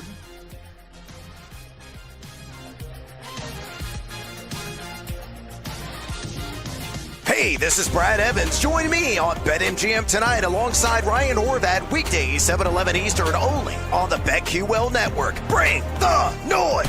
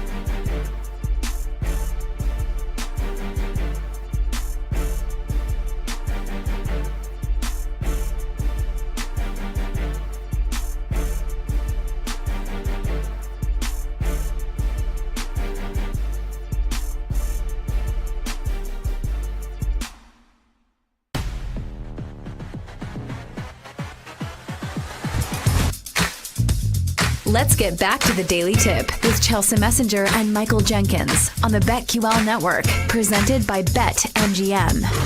The sportsbook born in Vegas. Download the app today. Please gamble responsibly. All right. Thanks for tuning in on a Monday. It's the best time of year for sports, and it's the best time of year for baseball. The World Series matchup is set. We get the Dodgers, we get the Yankees. Of course, two big market teams, a ton of future Hall of Famers. Game 1 is set for Friday. In a few minutes, we'll do our early look at some of the lines and maybe some of the things you should be betting already in this series. But, Jenks, this has to feel pretty bad for Mets fans. What a ride through the postseason it's been for New York. One of the teams that had the best aura in all of Major League Baseball for like the past month and a half. But when you lose to the Dodgers and the way that the Dodgers were playing, I feel like you can't really hang your head too much. Like I was watching some of the quotes after the game and some of the videos of the players reacting. And I'm not going to say it was like a positive reaction. Like they were still upset that they lost. Yeah. But it feels like the vibes as a team, the overwhelming response was, this is a team that I am going to remember in my career for a long time. This is the type of run that kind of bonds you as a clubhouse and as a team for a long time. Like, what was your takeaway for the Mets this year? Like, for a team that's very much up and down all the time, like we use the term, the Mets are going to Mets. It was a roller coaster, but I feel like Mets fans still have to feel pretty good about the season. Yeah, I think that in any sport and with any team that you follow or that you're a fan of, that your season is measured relative to expectation. And you can still have, look, the goal is always to win it all. I get that. I totally understand that. I remember I was talking to Shannon Sharp one time, and I was kind of blown away because he was such a hardcore competitor. And he was like, if I didn't win a Super Bowl every year, it was a massive disappointment. Like the goal is to win it. And I was like, and I believe him because he can be very intense when he's talking about being a competitor. But it's different for an athlete, right? For a fan, you're not going to win the Super Bowl every single year. If you're a baseball fan, you're not going to win the World Series every single year. So if you're a Mets fan and mid-season, we were talking about the Mets metting, and then all of a sudden they go on this crazy run that they weren't supposed to go on. And then they bring in Grimace, which was really that was fun. You know what I mean? Like, that's a fun part of your season where you look back and say, how much fun did we have going on that run? And then people jumping around Grimace on the subway. And then we gave a fight to the Dodgers and we didn't win it. But that's okay. You now have something to build on. You had a great squad. This was a fantastic season for the Mets. Yeah, especially when you had so many great moments that I think Mets fans are going to remember for a long time. Because it's not just the fact that they won, all those games in the postseason. It's the way that they did it. The way that they clinched over the Brewers with Pete Alonso hitting that home run, and I believe the bottom of the ninth inning when all hope seemed to be lost. And you had, I think it was Devin Williams who was in there throwing. What a moment to remember. And it was just so many moments like that in which everybody had already pronounced the Mets dead, and yet here they come back from the dead time and time again. But, vibes only take you so far. The Dodgers are just super talented, and we saw that on the other side of the coin, with the Guardians. If you're a Guardians fan, you have to be relishing in a postseason that delivered some incredible moments. I think my favorite highlight of the entire season came from Big Christmas. John Kinsey Noel hitting a home run for the Guardians in which somebody put under it Mariah Carey's All I Want for Christmas Is You, which I will say, I personally am very tired of that song. But when they matched, like the moment that the song starts to the crack of the bat and the crowd going wild, I actually like that song again. So shout out to Big Christmas for making me appreciate Mariah Carey once again. Oh, well, I am not speaking of that song until at least November. November 1st? Hopefully never. But also, it's going to start hitting the rotation around November. I'm just preparing myself for it. Oh, God. Double D says, I have it if you want it. Double D. No, Spanish call. Oh, not I thought Mariah. you were saying, I was like, you're going to play Mariah on this show, All I Want for Christmas Is You, on October 21st. Sir, Good sir. No, I appreciate the use of that, but you know that song's coming. I know. David, can we hear this? He's saying that the Spanish call of this is amazing. Oh, cool. Can we relive it? David, do you have it now? Can you play it? El lanzamiento viene al plato. ¡Batazo! ¡Profundo! ¡Feliz Navidad! ¡Feliz Navidad! ¡Chelsea Noel! Acaba de empatar el encuentro la Navidad en octubre. ¡Qué bárbaro! ¡Qué monstruo! Oh, what a call. Again, that's the Spanish call of John Kinsey Noel hitting a big home run against the Yankees. I forget what game it was. Obviously, it wasn't their last game because the Yankees came out of that series. But see how it's done, Bob Costas? You can show some emotion and some excitement when somebody hits a home run. Incredible moments that we've had in the postseason thus far, and all leading up to this. What a great matchup we have for the Fall Classic. Now it's Dodgers, it's Yankees in the World Series. We know the front office executives could not have asked for more. We have both media markets, number one and number two, New York, LA, squaring off, but also from a baseball fan perspective. Mm-hmm. This World Series is going to have so many future Hall of Famers that it is a viewing treat for all of us. I know you can complain about, God, the Dodgers are always in it. Oh, the Yankees, their fans are spoiled. But still, sit back, relax, and watch some of the best baseball players you will see in this century square off in the World Series. So if you're looking at early lines, we've got the Yankees plus 110, Dodgers minus 135. Jenks, do you have an early lean for us? It's going to be a good one, but somebody's got to win. Somebody's got to do it. I don't know. I feel like maybe the Dodgers are the right call here. And I don't know. Those bats they've been more consistent than the Yankees. The Yankees have come up in big spots, there's no question, and you can't deny that they have some heavy hitters in that lineup. But I feel like overall, if the Dodgers get decent pitching because of the way that they're hitting the ball right now, they're that lineup, and what if Freddie Freeman returns? That would be huge as well. Yeah. They don't even really need him, but obviously that would be huge if you do have him.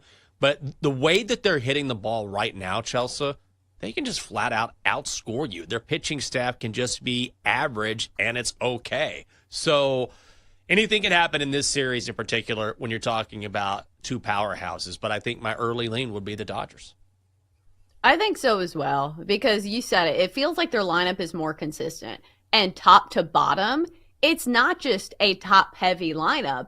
It's the guys throughout the order. Because even towards the bottom, you have somebody like Kike Hernandez, Mr. October, it feels like, who I believe is hitting over 300 for this postseason and has 15 home runs in the postseason in his career.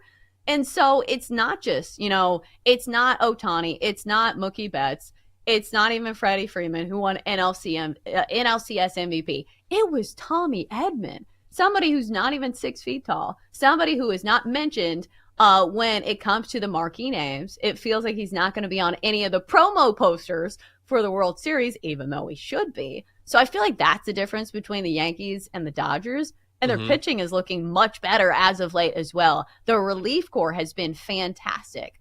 The only thing I worry about is sometimes the starting pitching, it feels a little thin, but you said it. It feels like a lineup that can score 6 to 8 runs on any given night. So if I were to place a bet, it would be on the Dodgers at minus 135. I still have a bet going on the NL West to win the World Series. I placed that a while back ago because I thought the Padres and maybe the Diamondbacks could make a run. So maybe I should be hedging my bet here. But there are some other ways to bet this. If you think it's going to be a great series, you can bet Dodgers to win in 7 games plus 450, or Yankees to win in 7 games plus 450 as well. The betting favorite is the Dodgers to win in 6 for 4-1. Jenks, do we have a case to make for the Yankees here? Like, we've been all Dodgers, and clearly that's who we like. Yeah. But what has to happen for the Yankees to win the World Series? Well, I think they certainly can. And when you look at their pitching staff, they probably have the overall advantage, I would say, when you talk about starters and closers. Like top to bottom, I feel like the Yankees pitching staff is better than LA's. The Dodgers pitching staff has overperformed somewhat, I feel like, in the postseason. And look, we're still talking about the Yankees. We're still talking about that mystique, and we're still talking about an absolutely jam-packed lineup, whether it's Judge or Soto or Stanton or even the addition of Jazz Chisholm. So as great as the Dodgers have been, the Yankees are no slouches here. So I don't think it's hard to make a case for the Yankees. If they can somewhat temper down how the Dodgers have been hitting the ball and they have the full staff to do it, then they can absolutely win this series. Well, and also they have the ultimate power hitters in this lineup. Yeah. So if they can get some ducks on the pond, one swing of the bat, you're back in a game. You know, when you have somebody like Giancarlo Stanton, Aaron Judge, Juan Soto, you know, those guys can hit it a mile. So it doesn't even matter what ballpark you're playing in. It feels like those guys can be absolute game changers. So I'm not counting out the Yankees. I just feel like if there were a side to be given, it would be the Dodgers for me. Now, we've been talking about this trend kind of throughout the postseason, how it feels like the American League side of things has been lower scoring up until recently, because it feels like the relievers have been pitching, you know, over and over, and eventually the lineups kind of figure them out. And then the National League side of things has been overs, where we've seen tons of runs scored. How do we think the World Series is going to play out? Like, something has to give here. Do you think we're going to see a lot of runs because of the Dodgers just feel like they score like 8 a night against whoever? Or do you think it's going to be tighter?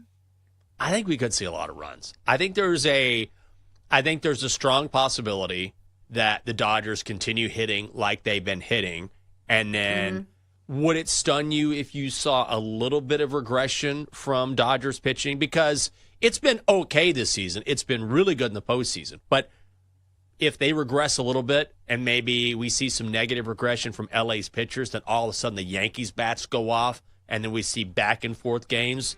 So I think if I'm leaning to one side or the other, I'd lean to having a lot of runs in the over, at least in game one.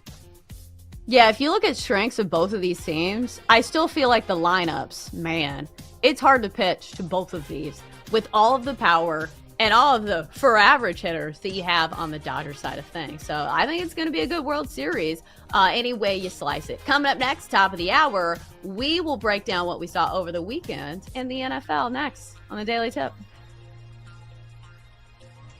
Chelsea and Jenks will be right back on the Daily Tip on the BetQL Network, presented by BetMGM on the Sportsbook Born in Vegas. Download the app today. Please gamble responsibly.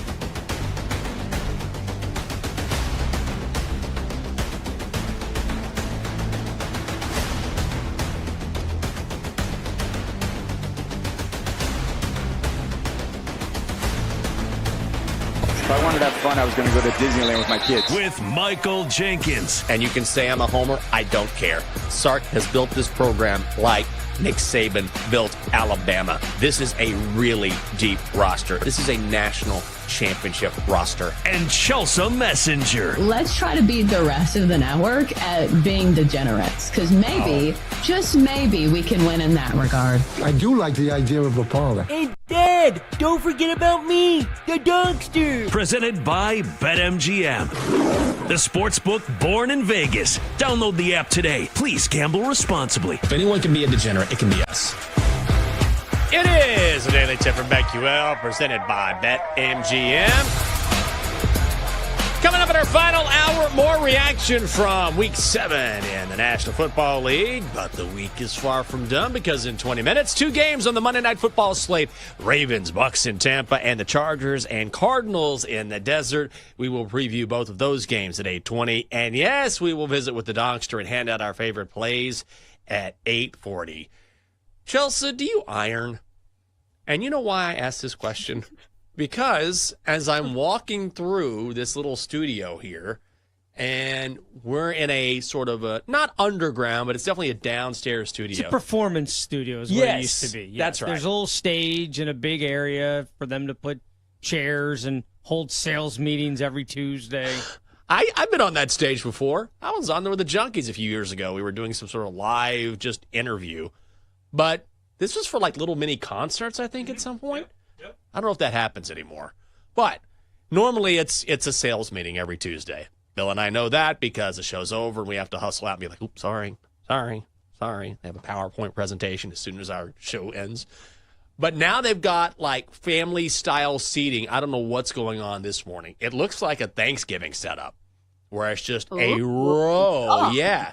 Plates are set out, little invitations. And then randomly, as I'm walking in, you can't see it from here, and a chair is an iron out of a box, just kind of sitting around like someone's going to press their shirt before this, I'm sure, very important pre-Thanksgiving meal. My guess is they ironed like the tablecloth. Oh, yeah. That's what it is. That's my guess, Good too. Call. Good call. It's the betting You'd favorite. Tablecloth, minus 500. You'd be a very good detective. I'm like, someone ironed a shirt. You're like, how about that tablecloth, you moron?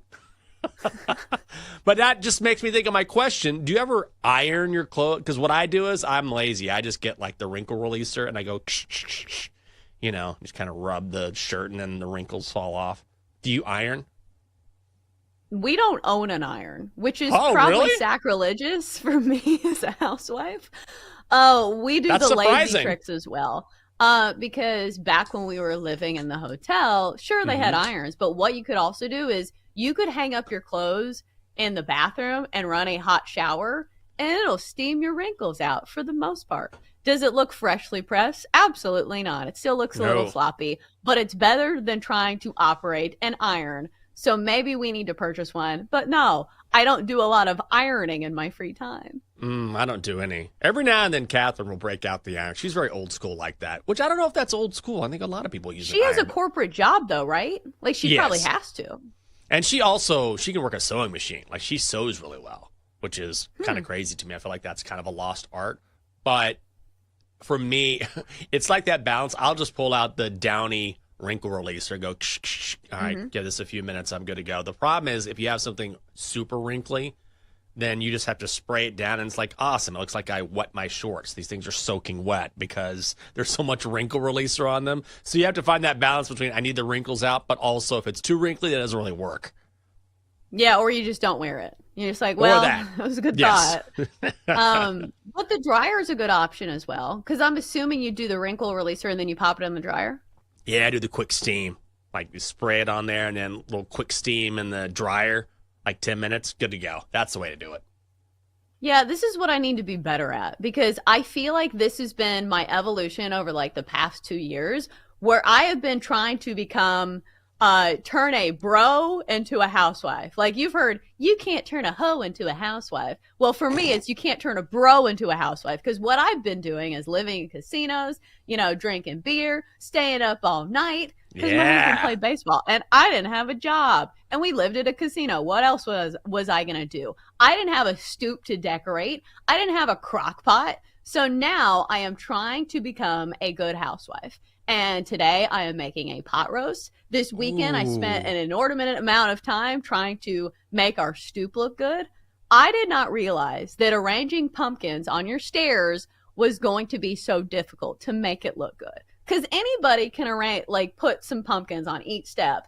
But if you want it to look like the girls on Instagram and the housewives that do it all, it takes a lot of work. Chelsea, so I'm trying.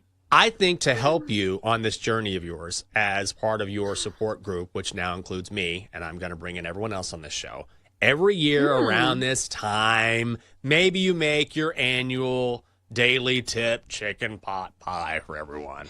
We all get a huge heaping helping. That would be awesome.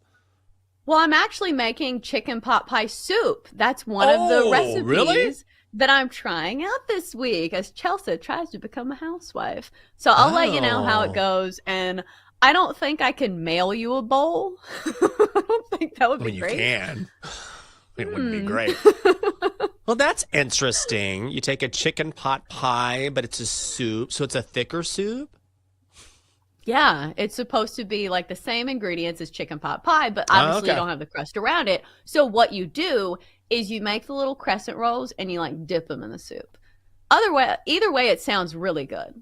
That sounds delicious. You should have that this weekend while you're watching football. Soup season.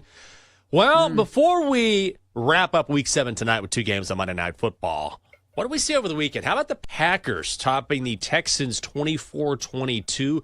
Jordan Love, 24 of 33, 220 yards, 3 touchdowns, 2 picks. That one throw he had to his tight end, I believe. What's that guy's name? Tucker? Oh, my God. Tucker Kraft. Yes.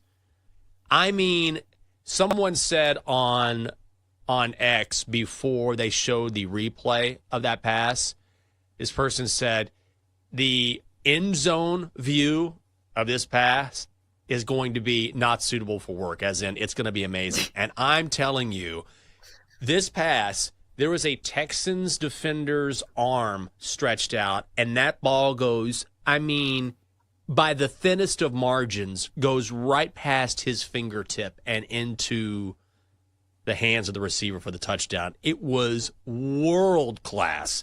But I think my bigger takeaway is that once again, this division, the NFC North, is unbelievable from top to this. I think this is the best division in football right now. I don't even think that's a hot take. Yeah, who is the other candidate for best division in all of football? I'm trying to think off the top of my brain because going into the season, I think the front runner may have been the AFC East, but the Jets have laid an absolute egg. Maybe you go out to the NFC West. No. AFC West. No. I think this is it. The NFC East is meh. Normally, the NFC East is right up there, but no, it's the NFC North. I don't think it's close at all. I don't think it's a hot take. It just is. It's not even close. They're the only team where every team is at least 2 games above 500. Yeah. It's not close. It's not. Yeah, it's not a debate. I'm here for all the milk with toast takes, all the lukewarm takes. Oh, here's the best division, but it is. It is though. You know, it's not. It's not. This is historically at least the past few years, been so top heavy, and now, man, everyone can play. It's something to see. Okay, so there's a bet in here somewhere because we had a discussion about this in baseball. As the regular season unfolded, we said the NL West seems like the best division in Major League Baseball. And the tie-in here is, I said, okay, you can bet on the NL West to win the World Series. I think it was like plus 210 or something. Yeah. And now you're looking at the Dodgers in the World Series. So if there was a bet for the NFC North to win the Super Bowl, which I am currently scrolling through BetMGM right now, would you pick a team? Okay. Plus 300. Plus 300. And it's Do you not think the a favorite. team? I was going to say, just because the Chiefs and the Niners are your favorites to win the Super Bowl, so you could probably get some good value there. Do you think it's worth a bet? You could get 3 good teams. The Vikings, which I don't know if they can win a Super Bowl. The Lions, who I'm super high on. and the Packers. Just to win the Super Bowl? Mm-hmm. Do I think that either of those? The Bears aren't ready. The Packers, I don't think, have it. No, Vikings. Do I believe in the Vikings? I don't know. It's about the Lions. It's about the Lions. Yeah.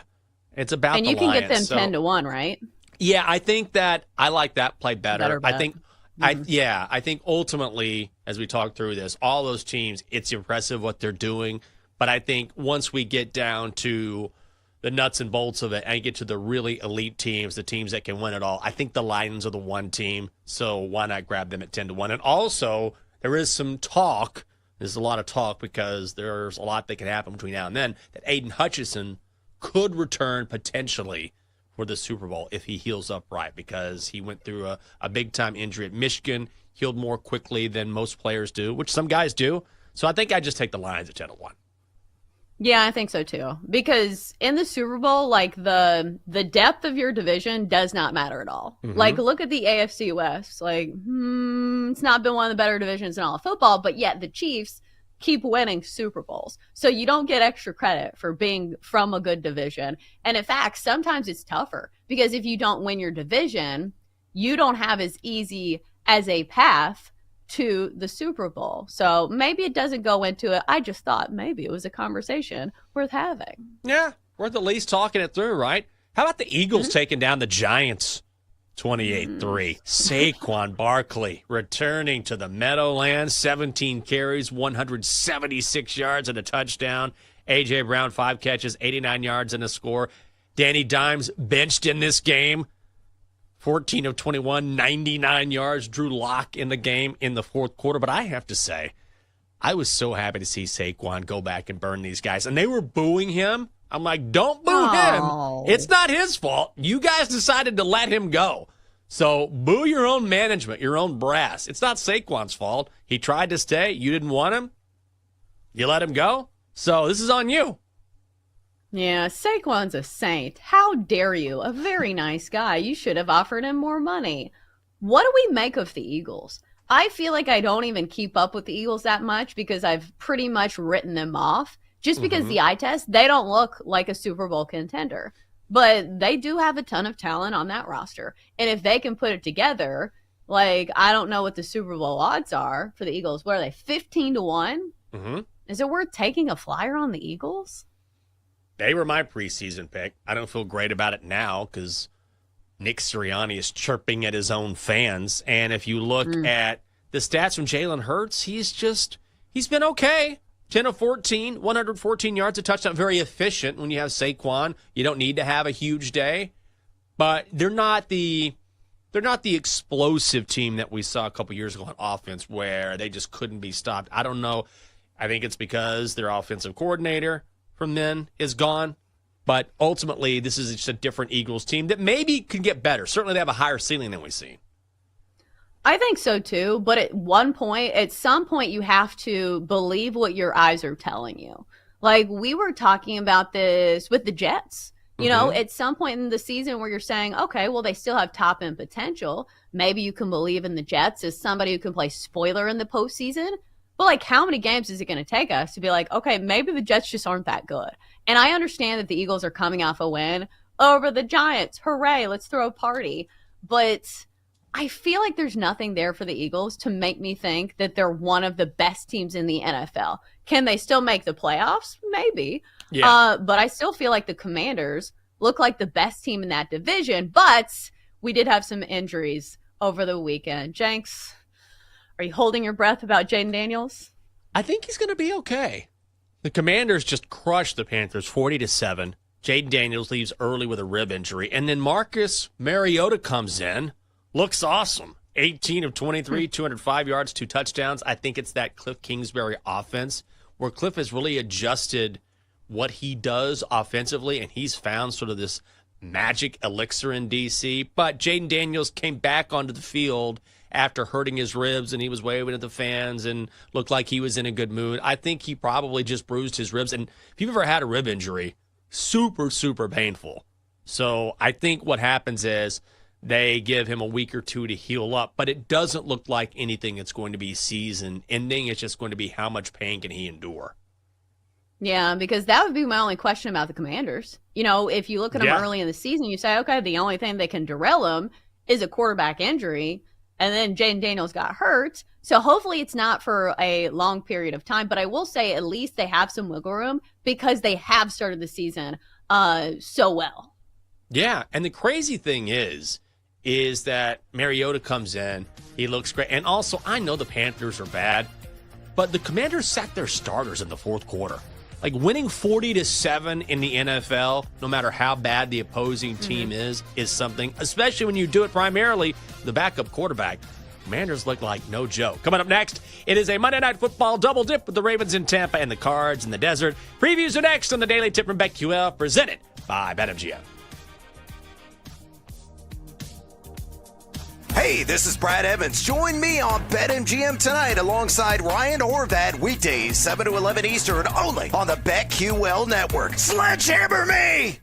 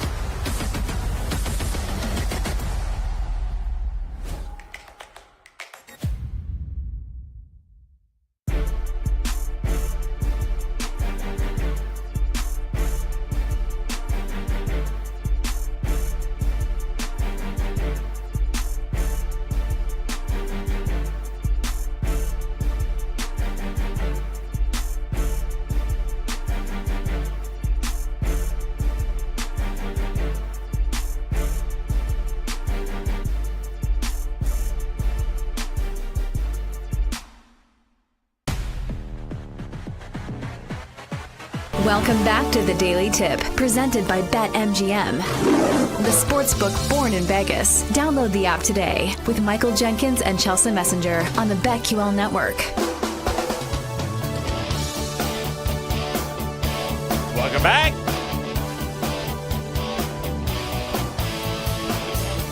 It is a Daily Tip from BetQL, presented by BetMGM. And if I remember correctly, we should get a nice little guitar riff here.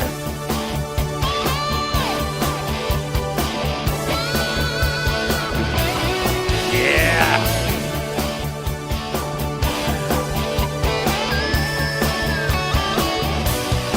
Coming up on the show, Lamar Jackson tries to continue making his case for NFL MVP with his Ravens on the road in Tampa. Well, Chelsea, it's been a good run, or it's been a run. I don't really know, for Jelly Roll on X. Oh. But now he's done. He's done. He says, well, this is what he says. He posted this. When was this posted? Yesterday afternoon on X. This is for sure the most toxic, negative app to exist ever, period.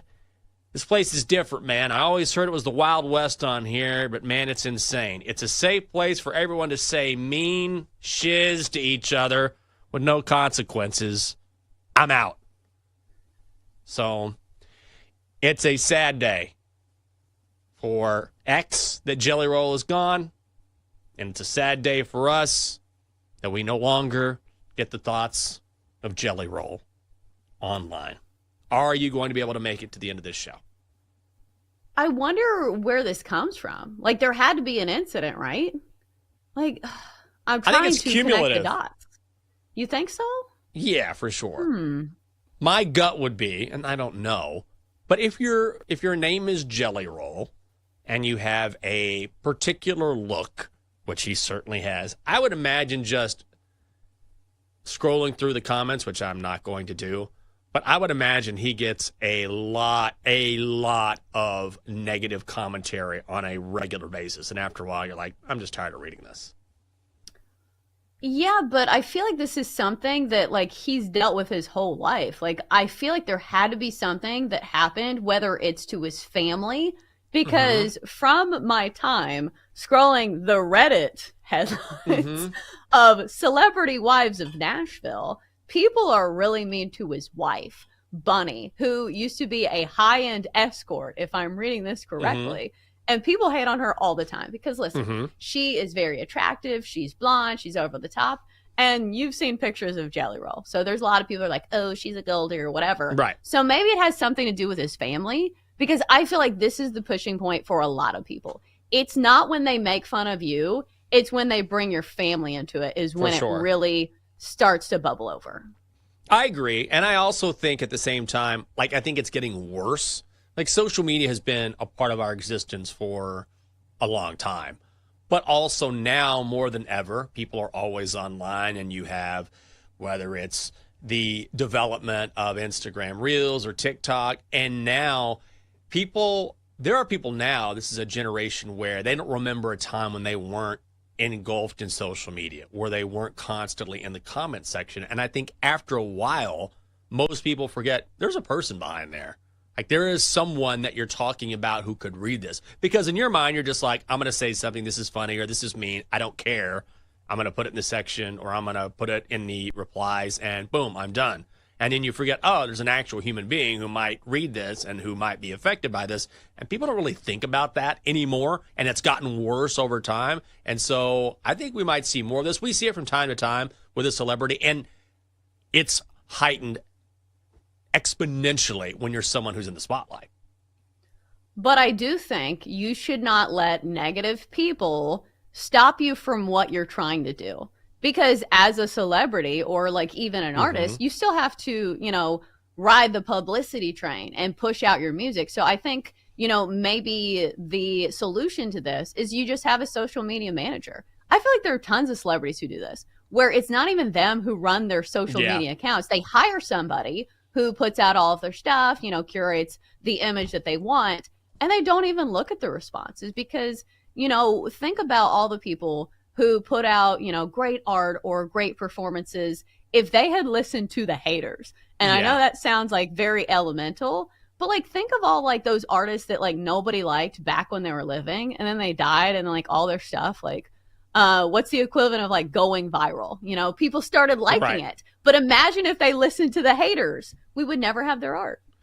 Well, I think that's the beauty of what he does is that he doesn't have to be online to continue doing what he wants to do. I think it's just, I'm going to continue doing what I do, but as far as being online, I'm just not going to do this anymore. Like, I'm going to still be doing what has made me good or made me popular. I'll continue my craft, but I'm not going to do that in addition to also being online where I'm going to be subject to all this abuse or people saying things to me that I don't like. So best of luck, Jelly Roll. I get it. You can always come back if you like. Chelsea, what will people say if we miss our picks tonight? Or if we hit our picks on Monday Night Football? Who knows? It's always a crapshoot. Let's start with Ravens and Bucks. We have 2 games on the schedule tonight. Ravens laying 3.5. The Ravens minus 190. The Bucks are plus 115. The total is 49.5. So I like the Bucks here. I think you've been leaning towards the Ravens. I know it's not your favorite play, but how do you see this game playing out?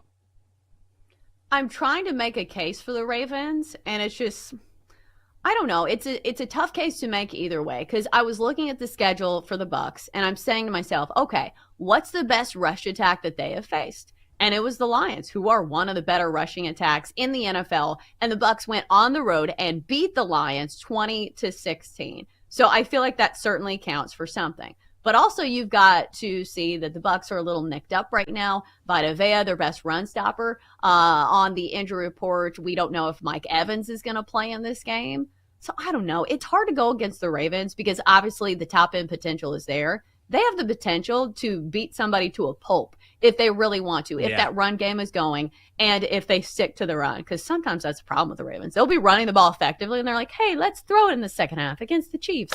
That did not turn out well for them. But I feel like from a betting perspective, maybe the only play I like in this game is Chris Godwin. You know, if Mike Evans does not play, which it looks like he's a game time decision, they're saying. So obviously I'm not going to place this bet right now. But if you don't have your number one receiver, it's going to be 1B that's going to be getting all the targets, and that's going to be Chris Godwin. So for me, his receptions prop is 6.5. Not sure what the yardage play is, but he's even had some big games in each of the last 3, going over 64 yards in all 3 of those games. Last time against the Saints, had 11 catches for 125 yards. So he's still a very good receiver. And if we have Mike Evans out of the mix, I think a lot of the targets will go to Chris Godwin. I think that's a possibility. Also, I think it looks like Mike Evans is going to play. Now, maybe this has changed in the past day and a half, but Adam Schefter tweeted on Saturday afternoon, Mike Evans off the injury report for the Buccaneers. He is good to go against the Ravens. So just keep that in mind. That could always change, but it looks like he is going to play. And I'm glad because I like the Bucks plus 3.5 here. And I think the Ravens played a really physical game last week against the Commanders. They're going into a spot where the Bucs have played good football, and they found something in their backfield as well with Bucky Irving and Rashad White, and now Sean Tucker emerging like he did last week. I'm going to take the home dog here. Do you care about a total here, or is this a stay away for you? I didn't even know Mike Evans was playing, so clearly I don't need to be betting on this game. So I don't think I'm playing anything in this game, and for the reason being that I like the other game better. It just feels like I'm going back and forth when it comes to a side and even a total, because I think they're kind of correlated. Because if the Bucs are in this game and it's not a blowout game, I'm expecting a very back and forth affair. But if they're not in the game, the Ravens are going to run the football. They're going to, chew down the clock. So I don't know. If you don't have a feeling on a side, I feel like you shouldn't have a feeling on a total either. No, I agree with you there. Well, let's go to the other game tonight. Chargers at Cardinals out west. This was Chargers -3, so a touch of money coming in on Arizona. The Chargers are also -130 on the money line. The Cards are +110. Your total is 44.5, Chelsea. I love the Chargers in this spot. I found them at -121 on the money line. That's where I'm going. Yeah, the Cardinals cannot stop the run, and guess what the Chargers love to do? They love to run the football. Harbaugh ball is back, baby, for the Chargers. We know they've got a great quarterback in Justin Herbert, but it's been, J.K. Dobbins, the rush attack, and also the defense. This is low-key one of the best defenses in the NFL, at least statistically speaking. I know they've played some of the worst offenses in the NFL, but the Cardinals are going to be hobbled a bit when it comes to the offensive side of things with Marvin Harrison Jr.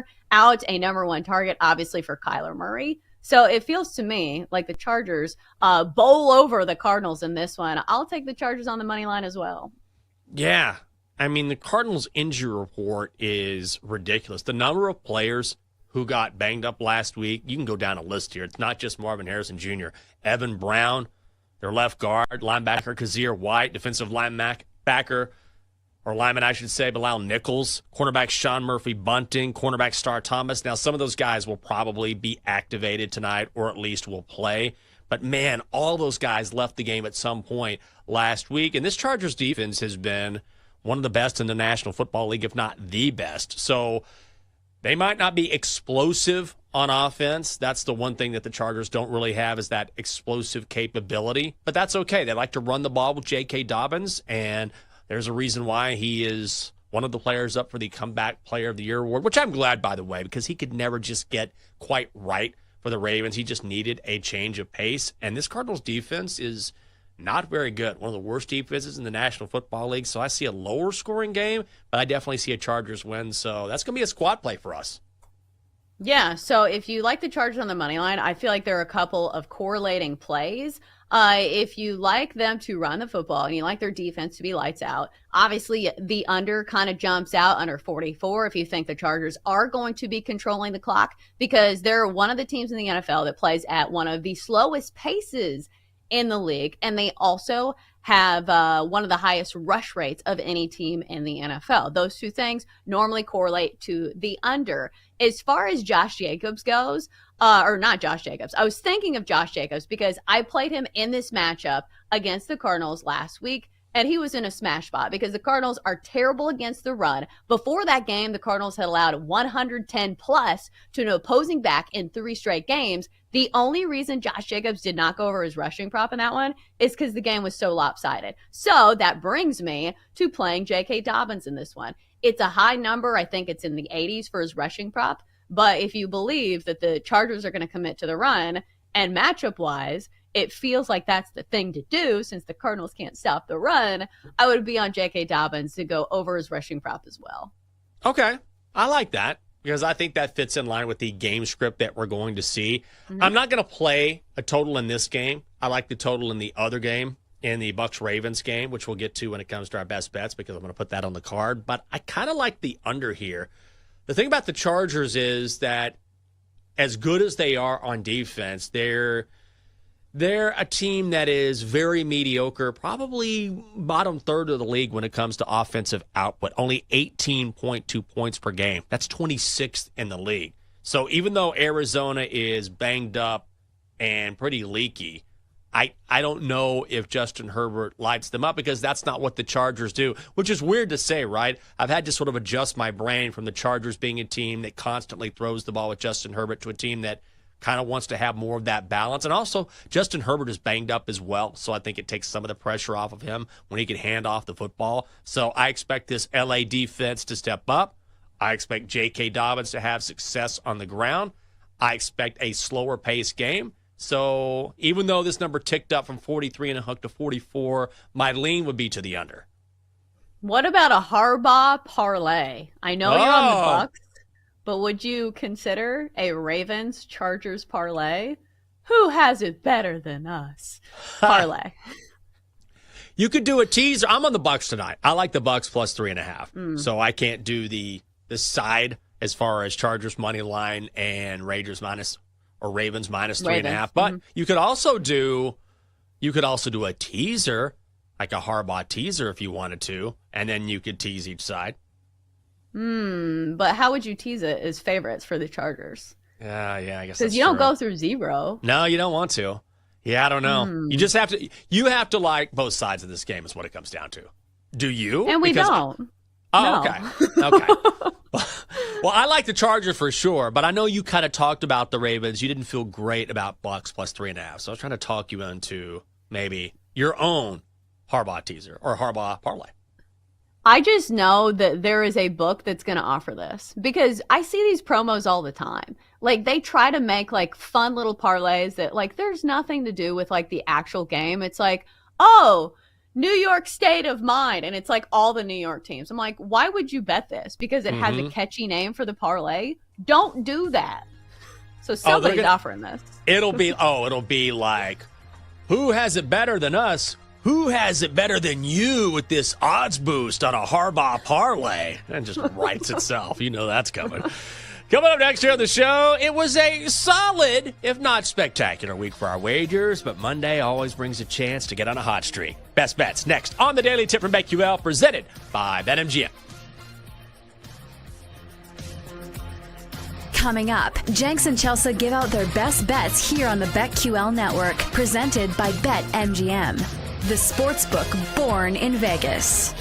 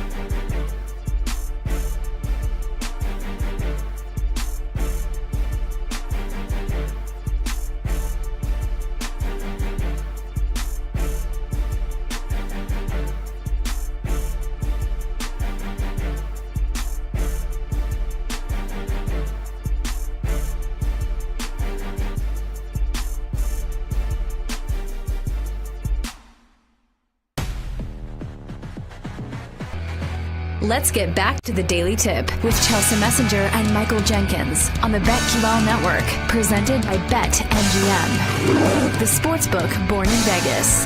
Download the app today. Please gamble responsibly. Welcome back. It is the Daily Tip from BetQL, presented by BetMGM. Didn't even have to say a double D.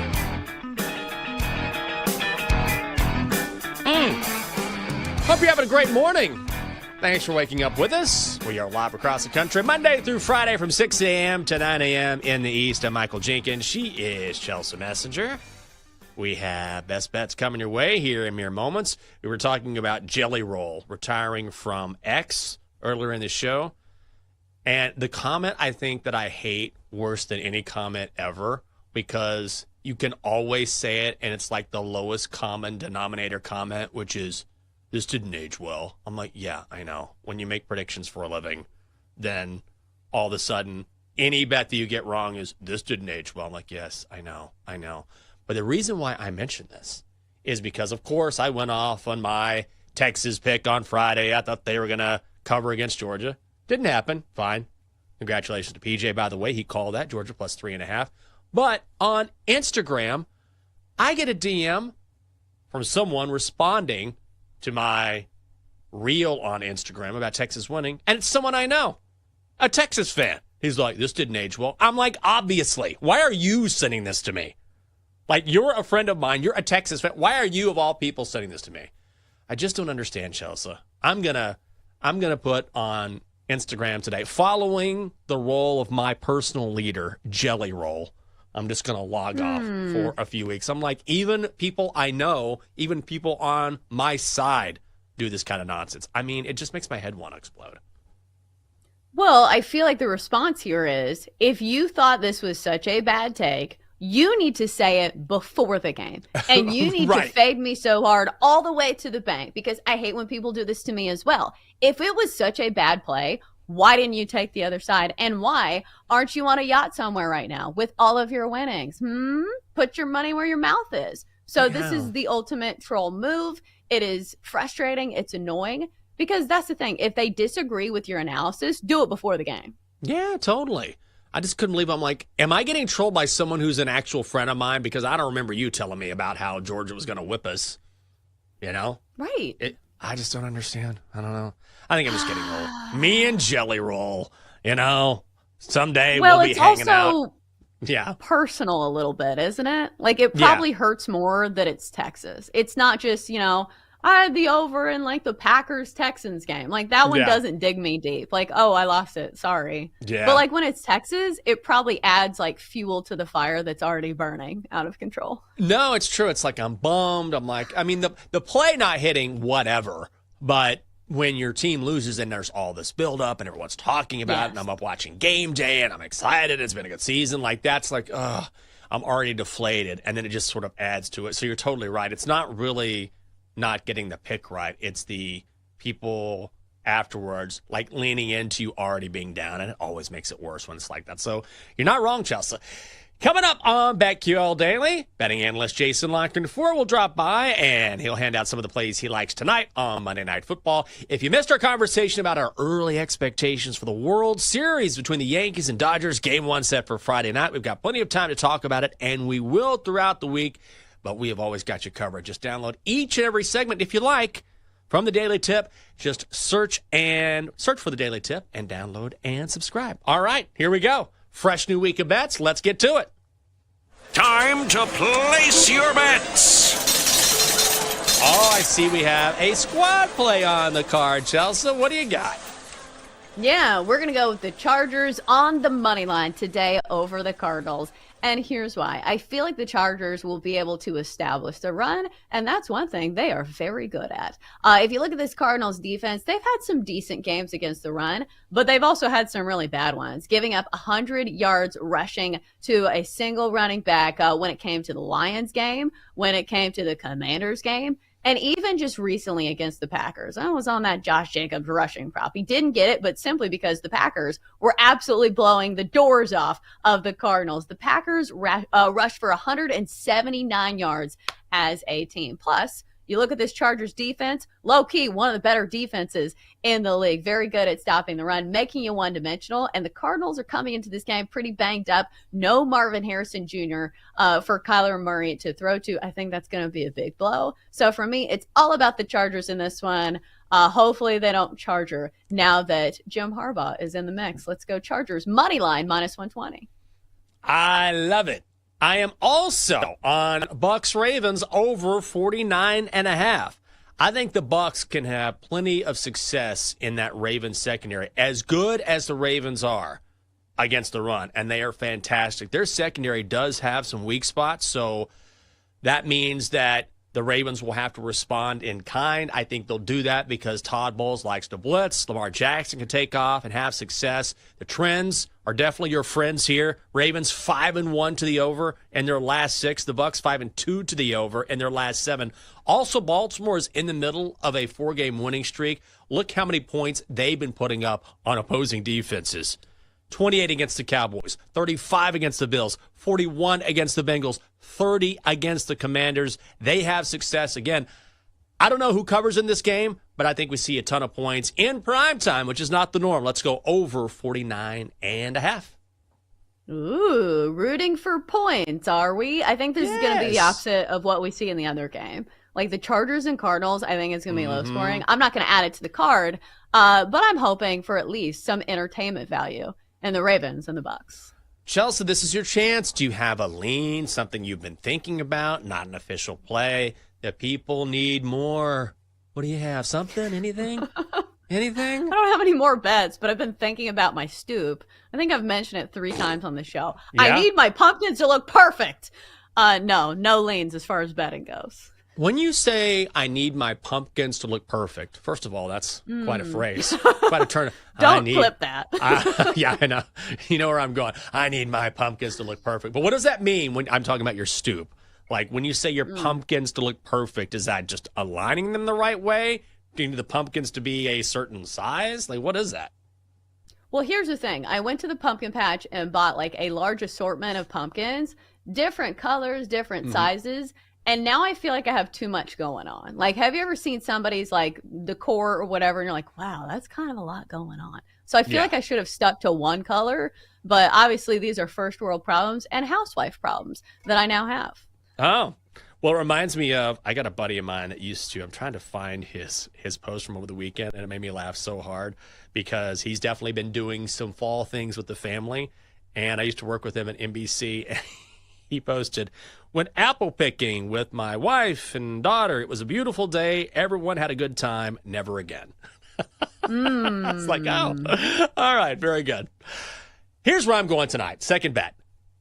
I'm going with you. Chargers, money line, -120 over the Cardinals. And to me, this is just about the Cardinals being so banged up. Their injury report is a mash unit, whether it's Marvin Harrison Jr., left guard Evan Brown, linebacker Kazir White, defensive lineman Bilal Nichols, cornerback Sean Murphy-Bunting, quarterback Star Thomas.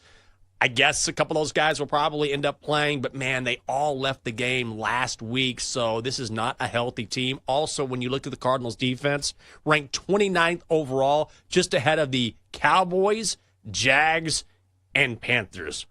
Whew.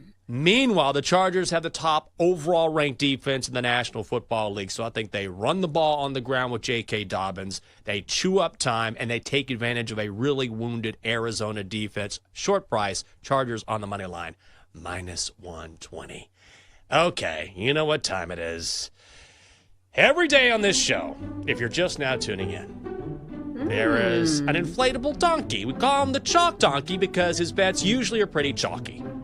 But over time, his name has evolved into the Donkster. He's my son, and I never know what he's going to say.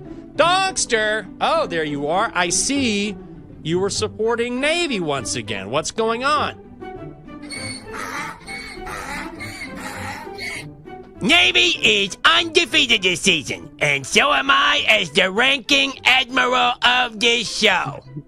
Well, Donkster, I'm not done. Dykstra! The next time I see you with a football helmet on that sinking ship of yours, you better be wearing it without a face mask. Messenger! I want some chicken pot pie soup on my desk by 1300 hours. Dad, if you don't support me after years of service to this country, you can go straight to hell. That is, wow, that is aggressive. All right, please give us a play. I'll give you a play when I'm damn sure ready. Oh. Okay, are you ready? I am. Justin Herbert, under 12.5 yard rushing. It's minus 115. Go Navy. Well, that was surprising. What's coming up next on BetQL Daily? A little back talk there. A little back talk. Smack him around. My God, come on, Dad. Attitude. And I let him do it. He wasn't ready for that. Getting away with lay down the law. Yeah. Good morning, Joe. How you doing? Good morning, guys. How are you? What's going on? Oh, not too much. Just preparing for the show. Of course, reacting to a full weekend of football. Jason Lockenfora, 10 o'clock Eastern on the show. World Series set. We'll take a look at the market moves. So your usual Monday stuff going on. Yeah. Can you say something nice to Jenks? He's down in the dumps for Texas. Yeah, I know. We got I crushed. I didn't even want to reference the water bottles. It's all right. I just look at you and I see that you probably threw a bottle at your house during that. I did. I broke my TV. I was like, I feel you, students. Yeah. I mean, Texas got fined $250,000, which they should have. You can't do that during a game. You just can't. That's a lot. There's a lot that goes on in the student section in those games. I don't know. That's true. Yeah, they did have to stop the game, but I think they should have fined the referees. I mean, if you're responding to that, but yeah, it wasn't a great look. I enjoyed the reversal of the call as a bad call, but you can't really do that. You can't. Kind of against the rules there. So sure. I understand. All right, Joe. Appreciate it, buddy. Glad no one from the military is barking orders at you guys during the show. That's not fun. Not going to do it for this edition of the Daily Tip from BetQL, presented by BetMGM. She is Chelsea Messenger. I'm Michael Jenkins. Hope we helped you get your week off to a good start. Thanks for being with us. We will see you bright and early tomorrow morning.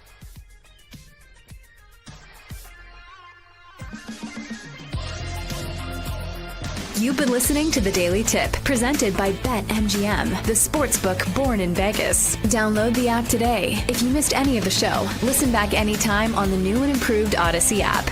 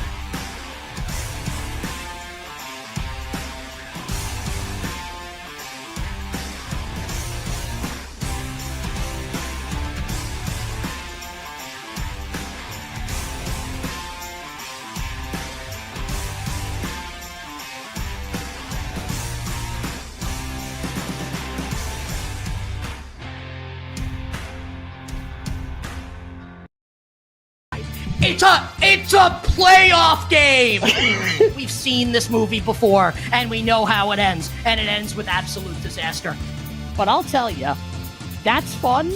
But the most fun thing about betting on sports for me is this. Like, hey, there's no tomorrow.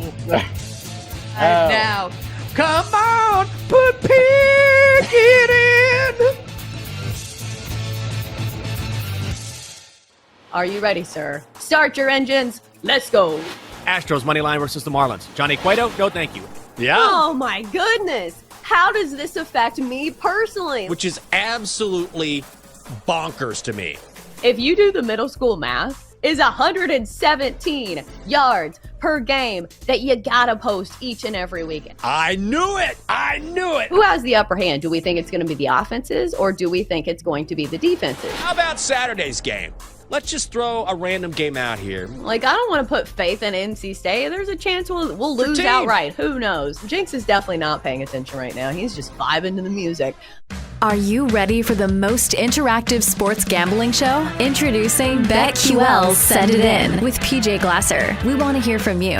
Send It In is about your picks, your trends, and your fades. Share your thoughts, predictions, and your best daily best bets with the Send It In community. Set your reminders, mark your calendars, and get ready to send it in on weekday afternoons at 1 Eastern on Twitter, YouTube, and Twitch. On your home for wagertainment, the BetQL Network, presented by BetMGM.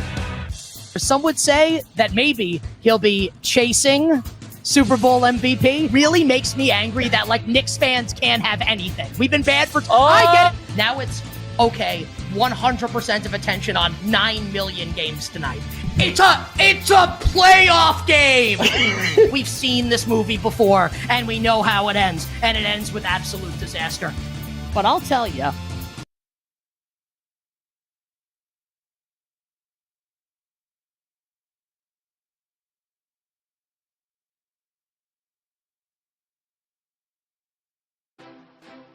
This is BetQL Daily with Joe Ostrowski and Sam Panayotovich. Presented by BetMGM, the sportsbook born in Vegas. Hunt's good cut and another one, and Kareem Hunt surging to the end zone, and he is in. Touchdown, Kansas City. Oh, a little sweep. Harmon, no one near him, makes a cut, racing to the end zone. He's in. Touchdown.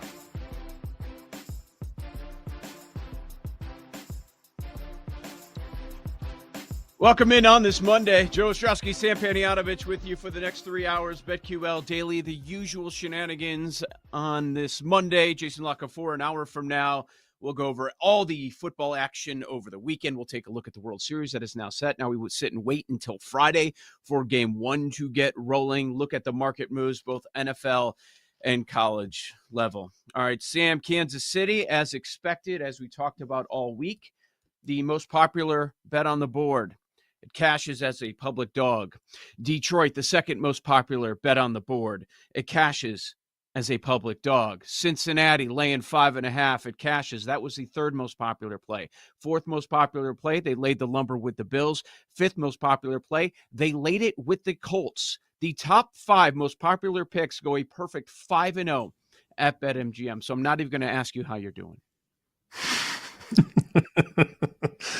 I didn't realize that the top 5 plays all won again, but I guess that would make sense given how October 2024 has gone. I'll get to the Miami Mike McDaniel thing later on in the show. He had 2 weeks to figure out how to get Tyreek Hill and Jalen Waddle the football, and had an F- result with the extra time to prepare. I don't have enough time at the beginning of the show to get into Mike McDaniel gaffes and how smart Mike McDaniel is with his little sweatsuit and his little beard on the sidelines. Mahomes, not the best player in football right now, but Mahomes undefeated. I'm sure we'll discuss that throughout the show. The Detroit Lions, man, that is a very, very, very good football team. And they go in to Minnesota, a team that hadn't lost and hadn't pitched a non-cover yet this season. Minnesota was 5-0 straight up, 5-0 ATS.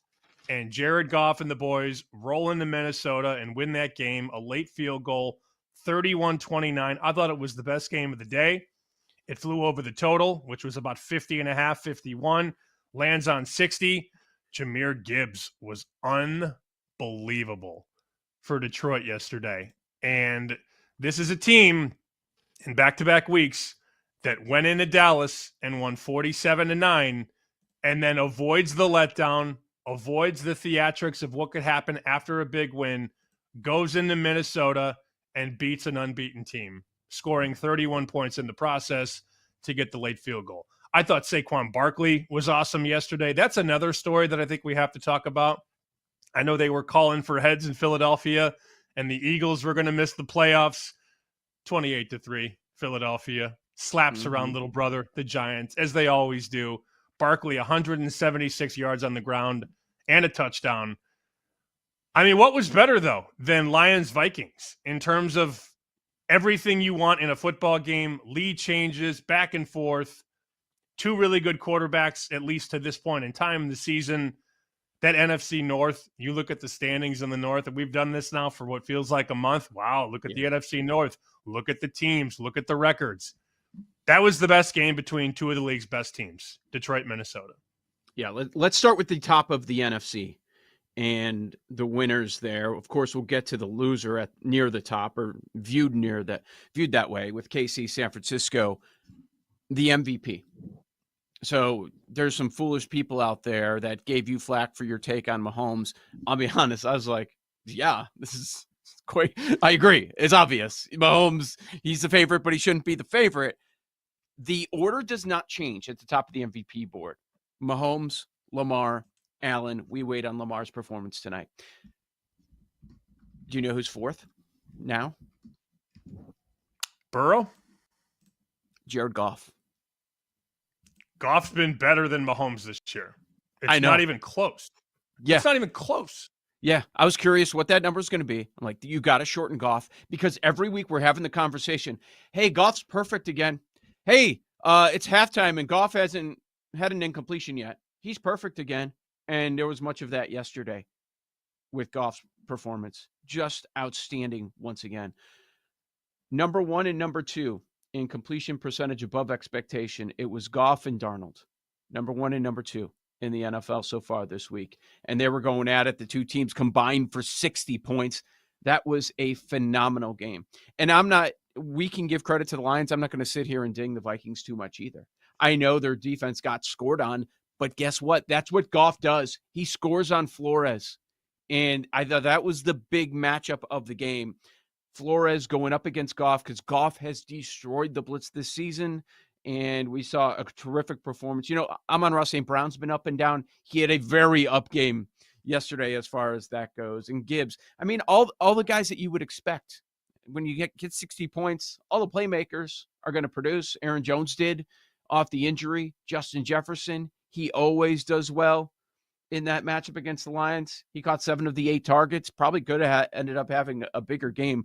The yardage was so close. There was an 8-yard gap. So that was your definition of a coin flip. It closes Minnesota -1, and Detroit wins by 2, goes over the total. An awesome game. Man, it's tough. It's tough if you're in that NFC North.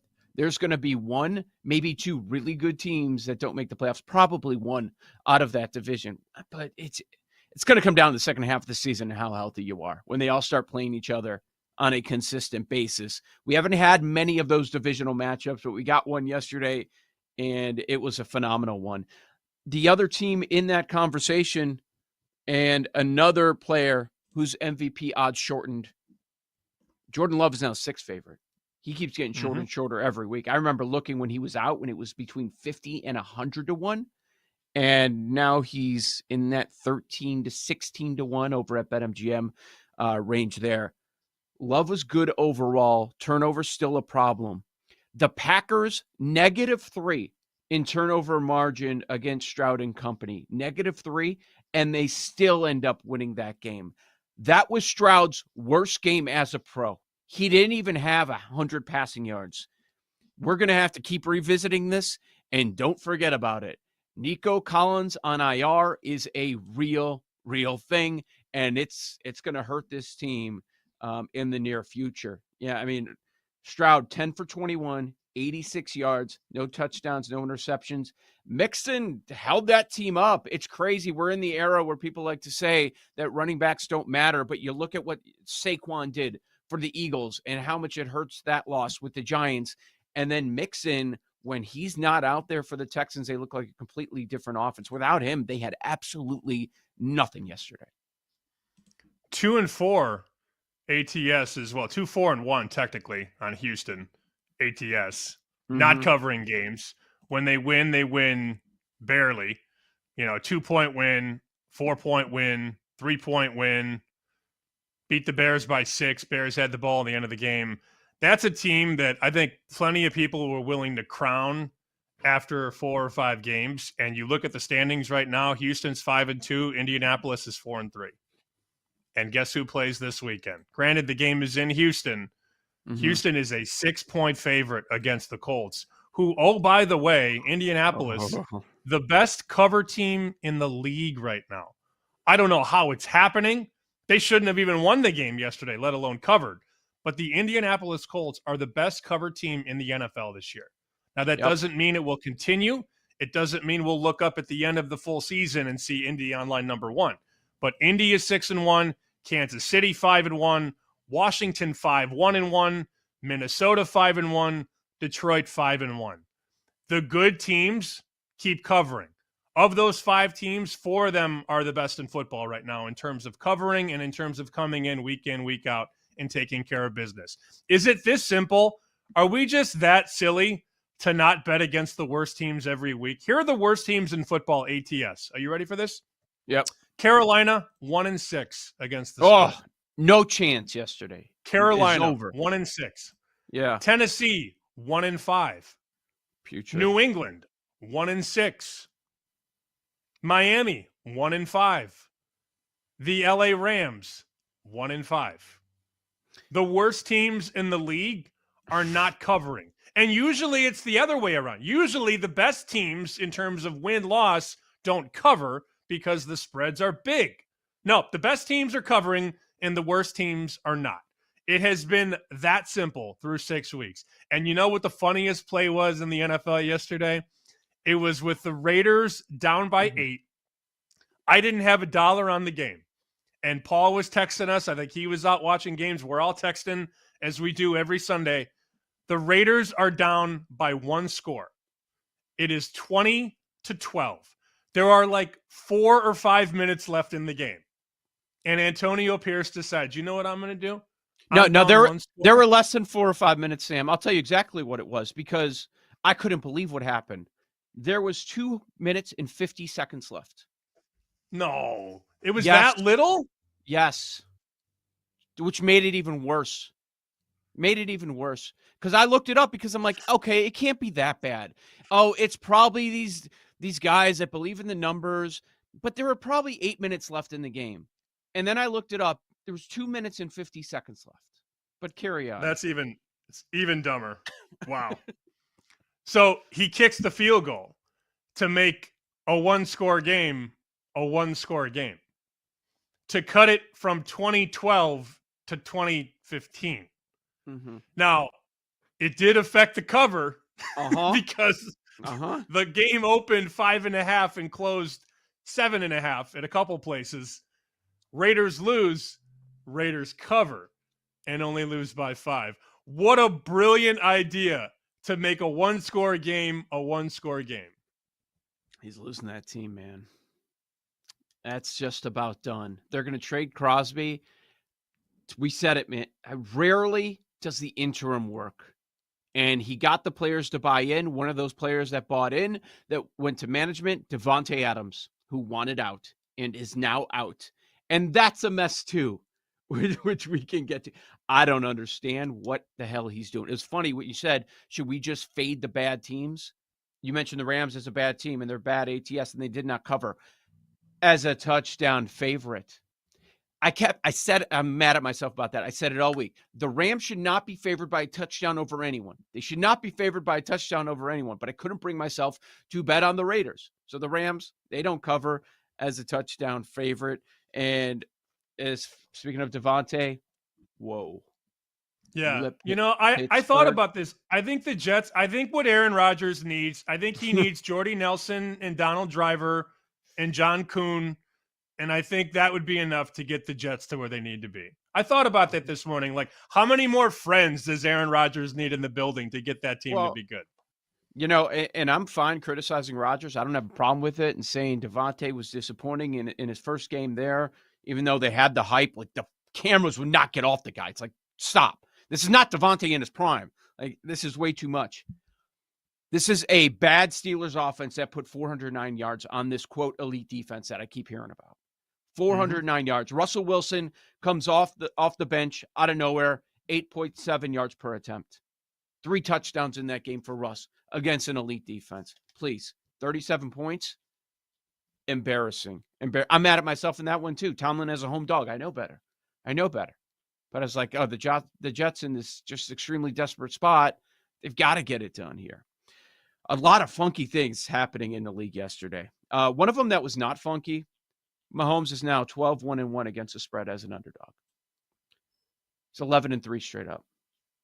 I mean, it was the most popular play for a reason. You can't knock anyone that just said, don't overthink it. And maybe that's some of it, Sam. Instead of just fading the bad teams, maybe don't overthink it. The most obvious stuff, like our betting brain has us thinking the opposite. When everybody else is saying one thing, well, what about the other side? That means there's value on the other side. All the obvious stuff seemed to come through yesterday. Andy Reid, 22-4 off the bye in his career. Now, I didn't bet San Francisco like some people who may have ironically lost their mojo yesterday and then had to go to the grill and fire up the steaks. 2 ribeyes from Mariano's. I did not. Times are tough. Bet Those against 2 Mahomes. ribeyes, $33. And that was a deal. But anyways. I know we have to hit the break here in a second. I cannot wait for the calls to Feinbaum today. After Alabama lays another egg, it took him 7 weeks to have the entire Alabama fan base ready to eject the button and get him out of Tuscaloosa. It is so bad there right now. I cannot wait for these phone calls today. Tennessee didn't score a point in the first half, and they beat you. What? And we'll get to Georgia, Texas as well. Oh, by the way, the World Series is set too. I mean, what is not going on in sports right now? Joe O, Sammy P coming up next. Oh, we've got 2 Monday Night Football games. We'll preview them, give you our betting angles next here on the BetQL Network. You're listening to BetQL Daily with Joe Ostrowski and Sam Paniotovich, presented by BetMGM, the sportsbook born in Vegas.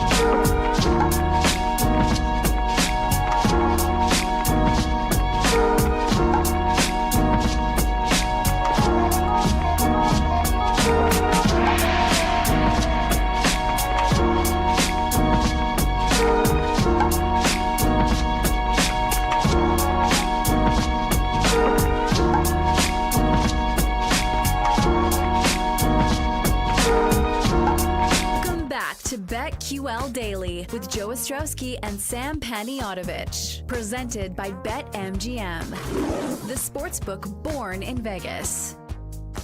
Case of the Mondays coming up in 20 minutes. I don't know what Sam's going to have. I got something. I know he might have a few different things. So we complain about what happened over the weekend. Again, 20 minutes from right now. But at this moment, hey, we're looking at 2 Monday Night Football games. It's the Ravens and the Bucks, and also the Chargers Cardinals. It's one of those where they're going to overlap a little bit here. The Ravens, the first game, and the Ravens are a road favorite, -3.5. We finally had a road favorite go down last night. It was the Jets. The Jets ended the streak. It was a crazy streak over the last couple of weeks of road favorites winning and covering.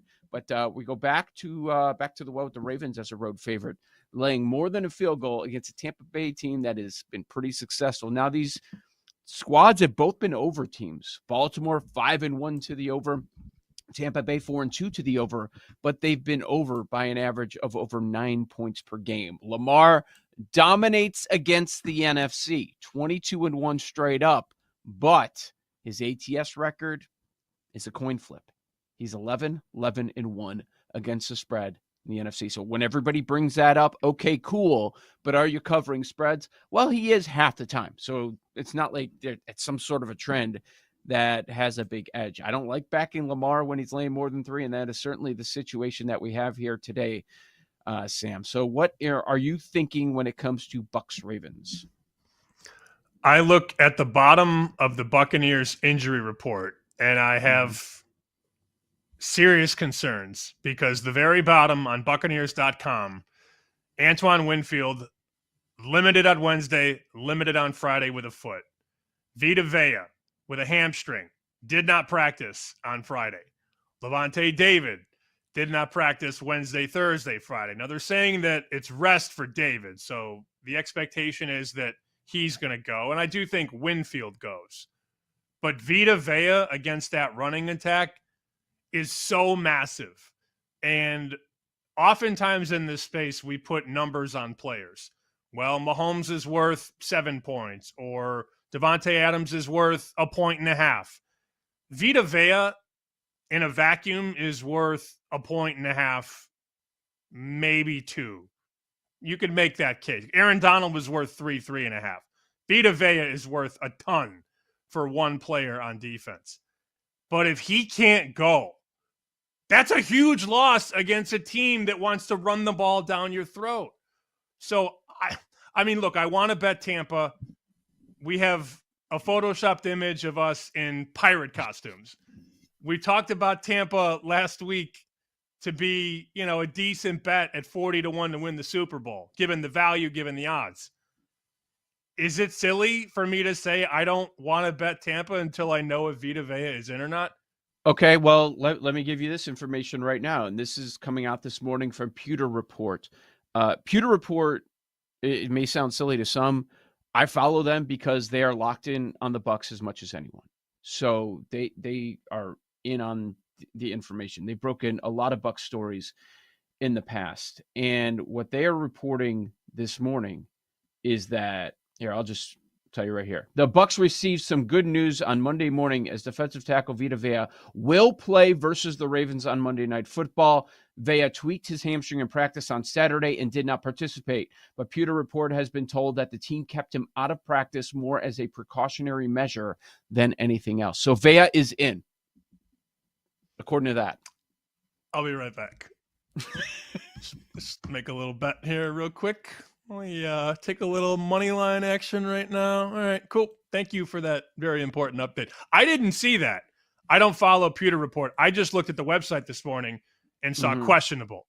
And questionable always makes me a little nervous. Now, they do have some issues on the offensive side of the ball. Rashad White is banged up, which leads us to Bucky Irving. Can he protect the football? Remember, he screwed us a couple weeks ago on Thursday night. Bucky Irving had the fumble when the Bucs were up a touchdown. Or was it a field goal or a touchdown against Atlanta? I can't remember. They were salting the game away, and Bucky Irving fumbled the ball. So that makes me a little nervous. Payne Durham is out, one of their best blocking tight ends. Mike Evans probably going to play, but he's got a hamstring issue.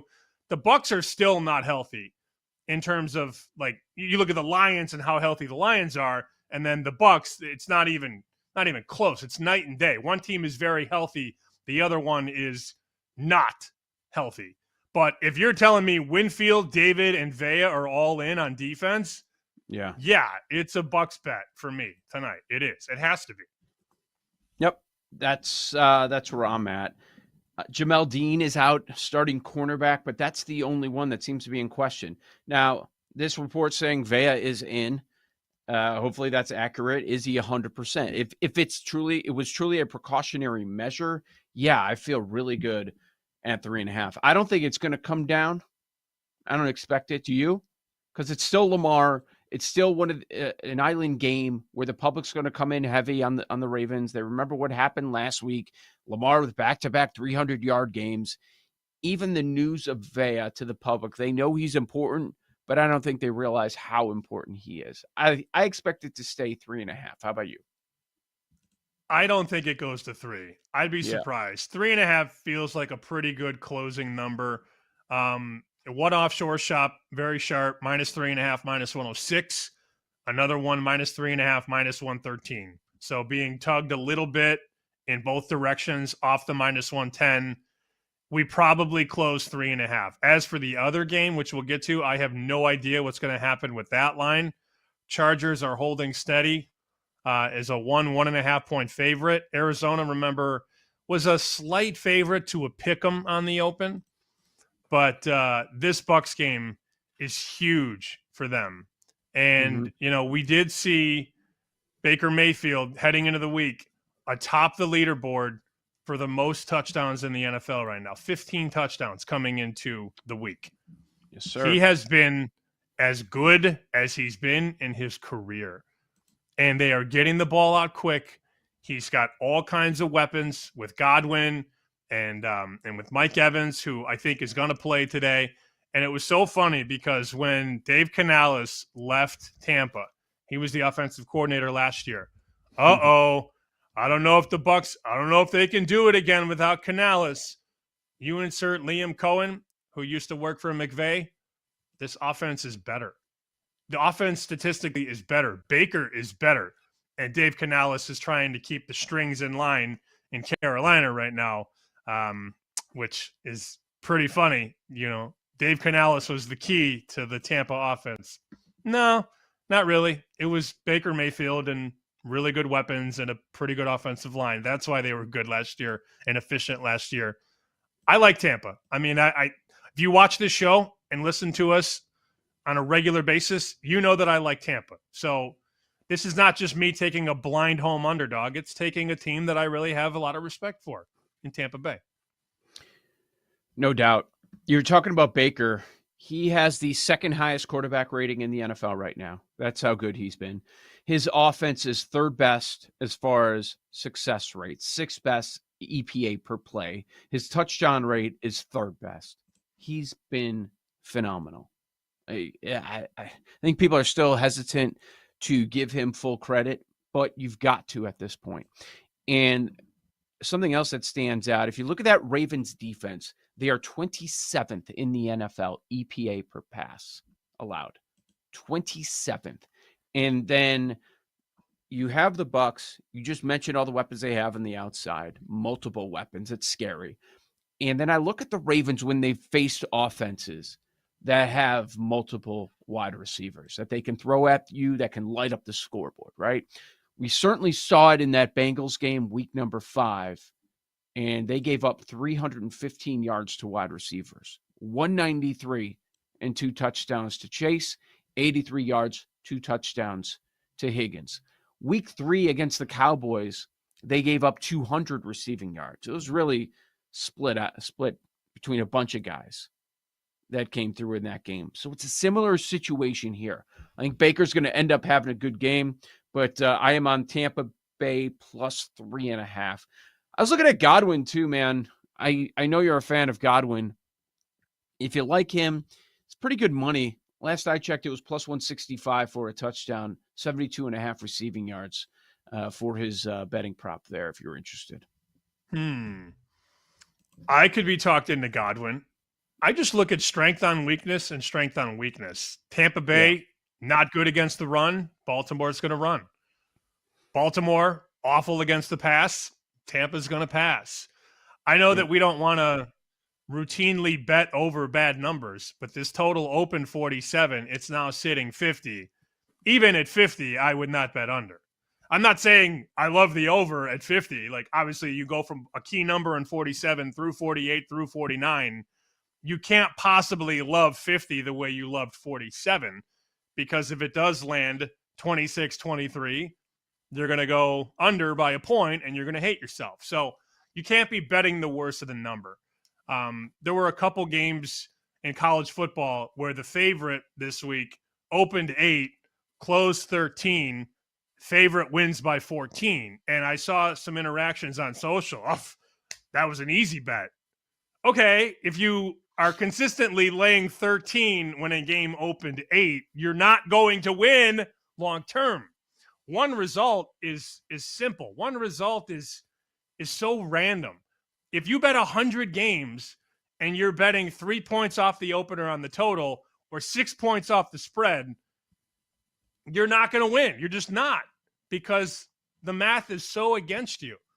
I can't sit here and say I love over 50, but I also wouldn't bet the under. So wink, wink, nudge, nudge. I think we get points in the game, and I hope Baltimore shows us its true colors in the defensive backfield. Yeah, again, we're both on Bucks plus 3.5. If I'm betting a prop, I'd go Baker over 1.5 touchdowns. That's even money. Baker over 1.5 against this secondary. Certainly like that. What about the later game? We've got the Chargers and the Cardinals. This number is on the way down. It is Chargers minus 1.5. It was sitting 2.5 all of last week. Total of 44. Sam, we started off the show talking about the public plays coming through. Top 5 most popular bets as far as tickets at BetMGM all hit. Perfect 5-0. The 6th most popular play is the Chargers minus 2.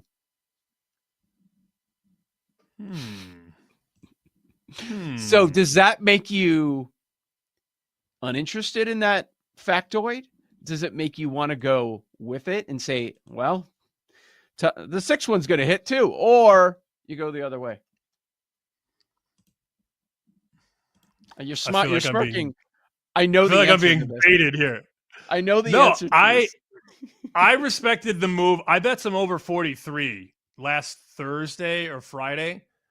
So what happened was, in this market, the total opened at 43.5, and then it got dummied down. Like they wiggled with it and they messed around with it and bet it down to 42, then popped over 42 and over 43. Bang, bang, bang-a-rang, double dip, double duty, over 42, over 43, out to 44. Marvin Harrison Jr., Joe, is expected to play today. According to ESPN, Harrison will play. Harrison passes concussion protocol. They're throwing the ball more with Justin Herbert. They're playing a little bit faster. This could be the Kyler Murray drags you into a shootout type game where I have no idea who wins. Betting on Arizona is, you're just gambling. I mean, let's be real. You don't know what's going to happen with Arizona, whether they win or lose.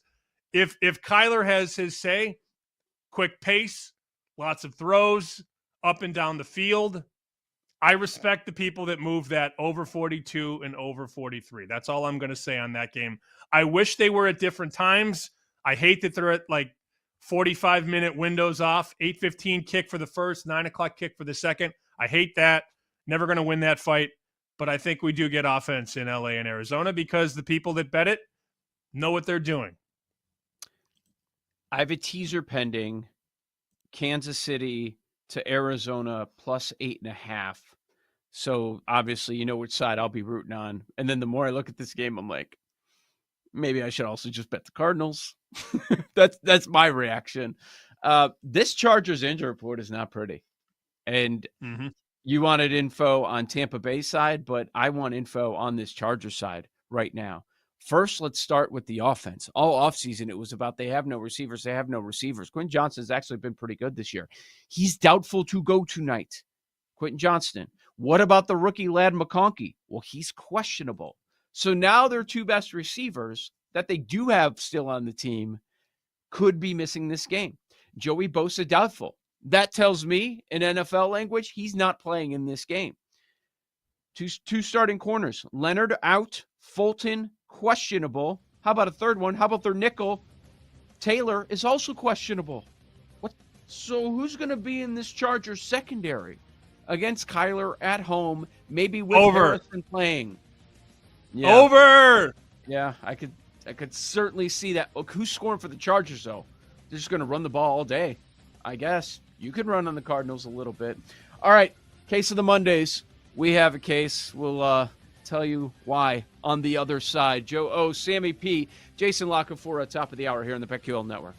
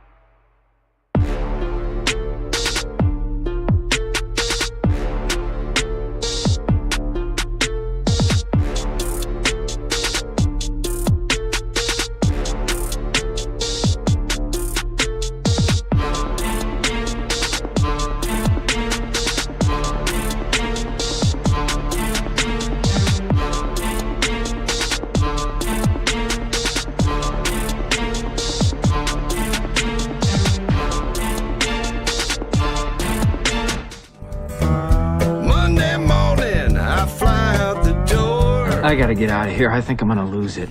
Uh-oh. Sounds like somebody's got a case of the Mondays. Sounds like a case of the Mondays. I scream all alone. Does anyone ever say to you, sounds like someone has a case of the Mondays? No, man. I believe you get your ass kicked saying something like that, man. I hear the boss is in a bad mood again. 20 minutes from Jason La Canfora here on the BetQL Network. Monday morning market moves, both college football and NFL coming up next hour. But now we've got a case of the Mondays after a sports-filled weekend. Sam Panayotovich, where do you want to start? With Mike McDaniel.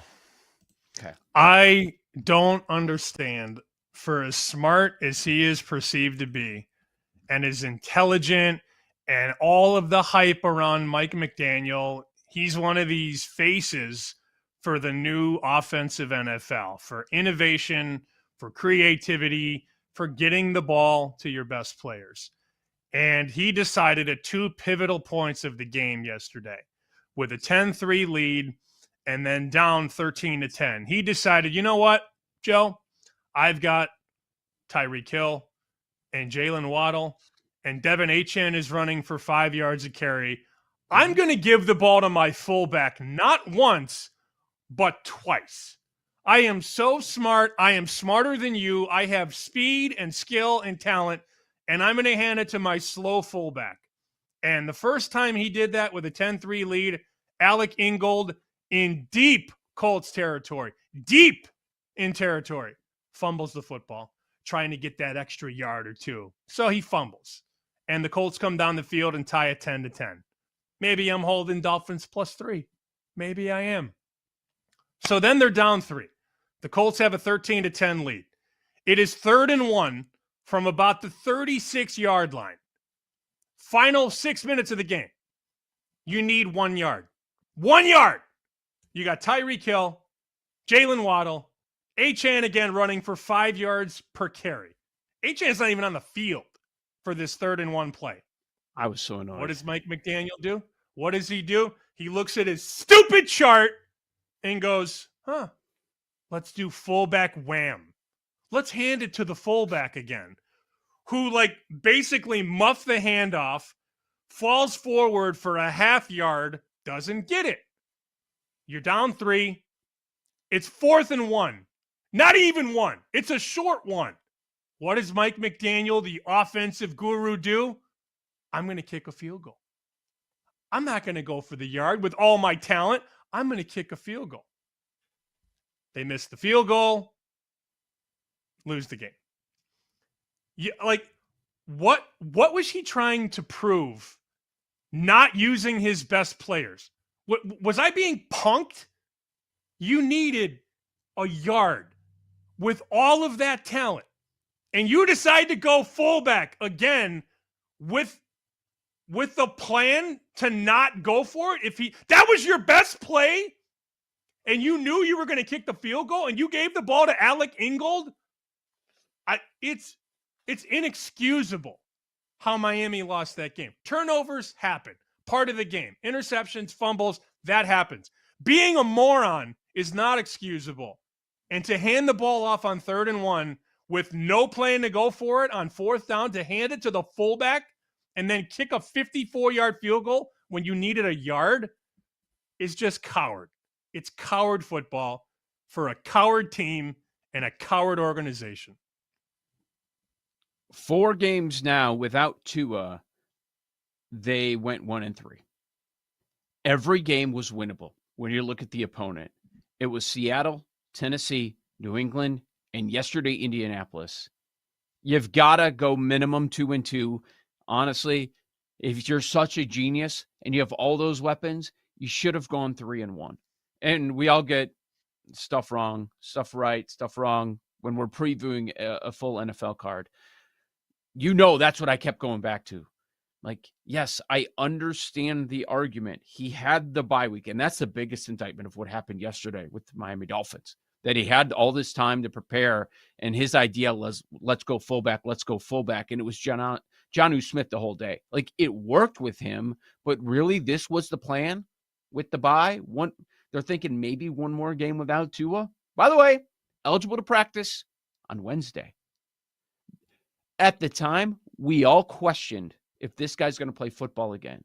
There's no doubt in my mind that that guy's going to be playing next week.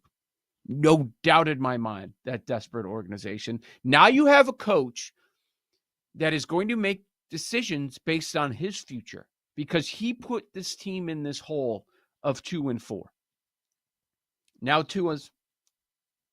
he's not going to push back. He's not going to say, are you sure? If Tua wants to play, he's absolutely going to let him play. And that's a whole different conversation. But Sam, I saw it for the previous 3 games. It wasn't this bad, but it was pretty damn close. Pretty damn close where he wasn't finding ways to scheme these guys open to get them the damn football. Waddle, 1 catch, 11 yards, 2 targets. What? Got to do minimum 5. I don't care who's under center. Tyreek, 1 catch, 8 yards, 2 targets. That's a fireable offense right there. That portion of the box score is a fireable offense. And I don't care the Huntley got hurt. I don't care. They ended up with Tim Boyle. Doesn't matter. You're in the league. Find a way to get the ball to these 2 guys. That is your job right now. Oh, let's remind people, it's the Colts defense. One of the worst in the league. Like Levis trust me, it's not them being good because Levis didn't do anything against them last week either. It's just poor play. Anthony Richardson had no business winning that game yesterday. He was horrendous. He was terrible. 10 completions, 24 attempts, ran the ball a little bit. Second worst completion percentage above expectation in the NFL in week number 7 belongs to Anthony Richardson, and his team ends up winning the game thanks to Mike McDaniel.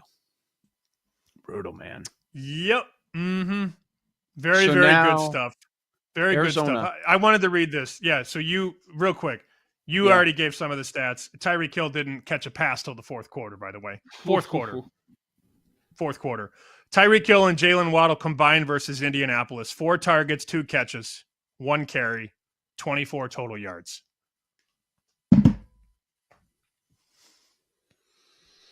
Yeah. Sums it up. All right. I'm going to college. I'm going to Saturday night for mine. We've got to go to Texas and Georgia. Herbstreit and Fowler are clueless on the broadcast when you had to stop play for an extended period of time. Had no idea what the hell is really going on. And what was really going on is, when I was sitting there, I'm like, wait, how drunk am I? Is my TV frozen? Because you just see Sark walk out to the fan base, push his hands out like 20 times in a row. Like he's serious. Sark is serious. Stop throwing water bottles on the do it again. Just stands there, looks at him. Hands out, hand out. He loved every second of it. It was good acting by Sark because the result of the student section whipping water bottles all over the end zone at like the first 20, 30 yards of that side of the field resulted in a stoppage of play. So they stopped play. And guess what? You've got that big Texas big screen there. And then the referees are standing there looking at the replay. And it's like, holy bleep. We just Jim Joyced it. We kicked the bleep out of that one. Yes, you did. It was a bad call. It was a bad call by you. You can't overturn a call because the student section is being unruly. And that's exactly what happened. So everybody watching this game, highest profile game, maybe of the year, certainly of Saturday, everybody's watching this game and they see the student section whipping water bottles, and then it goes in their favor because they're standing there watching the replay on the big screen. So what is every student section going to do moving forward when they're mad about a call? They're probably going to throw stuff on the field. So then what has to happen? They come out and they fine Texas $250,000. They should fine those referees is what they should do. And Herbstreit and Fowler, it's like clearly someone's telling them in there, hey, guys, this is working to their favor. So they're acting like this, drunk kids throwing stuff on the field, and it's going their way. So now it's going to happen everywhere. And Fowler's like, Is that true? Is that really happening? Oh, I hope people don't think that. Like, yeah, they're going to think that, and we're going to see it next week. I guarantee you. Those referees are a bunch of clowns. But I felt good about Georgia. That game was fascinating, Sam. Fascinating. You got Texas. Talked about it all week. An untested Longhorns team. Let's see what you're made of at home against Georgia. That Texas O-line had nothing on those Bulldogs penetrating. It didn't matter who was under center. Like, let's look for some spark. Let's go to Arch for a couple of series. Didn't matter. Ewers, Arch, when you're putting pressure on the quarterback like that, Texas didn't have much of a chance. And Georgia favored yet again to win the national championship. And I loved Kirby Smart after the game. I think it was Katie George who was the sideline reporter, and she had the mic in front of Kirby's face, and he was like, "None of y'all gave us a chance, and we came here to eat." I was like, I love this. I love this guy so much. Oh, he was so mad. He's like, none of you gave us a chance, and we came here to eat. Georgia plus 360, plus 370 to win the whole thing. So Georgia, Ohio State, Texas, Oregon, that's your pecking order right now. Alabama falls down to about 20-1. Paul, he ain't ready, Paul. He ain't ready for the bright lights, Paul. Kalen DeBoer, strike 2, Paul.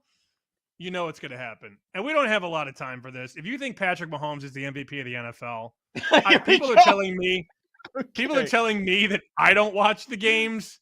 No, I don't think you watch the games. No, if it was a draft, if I needed a player to win me a game or win me a playoff game or win me a Super Bowl, it is so obvious.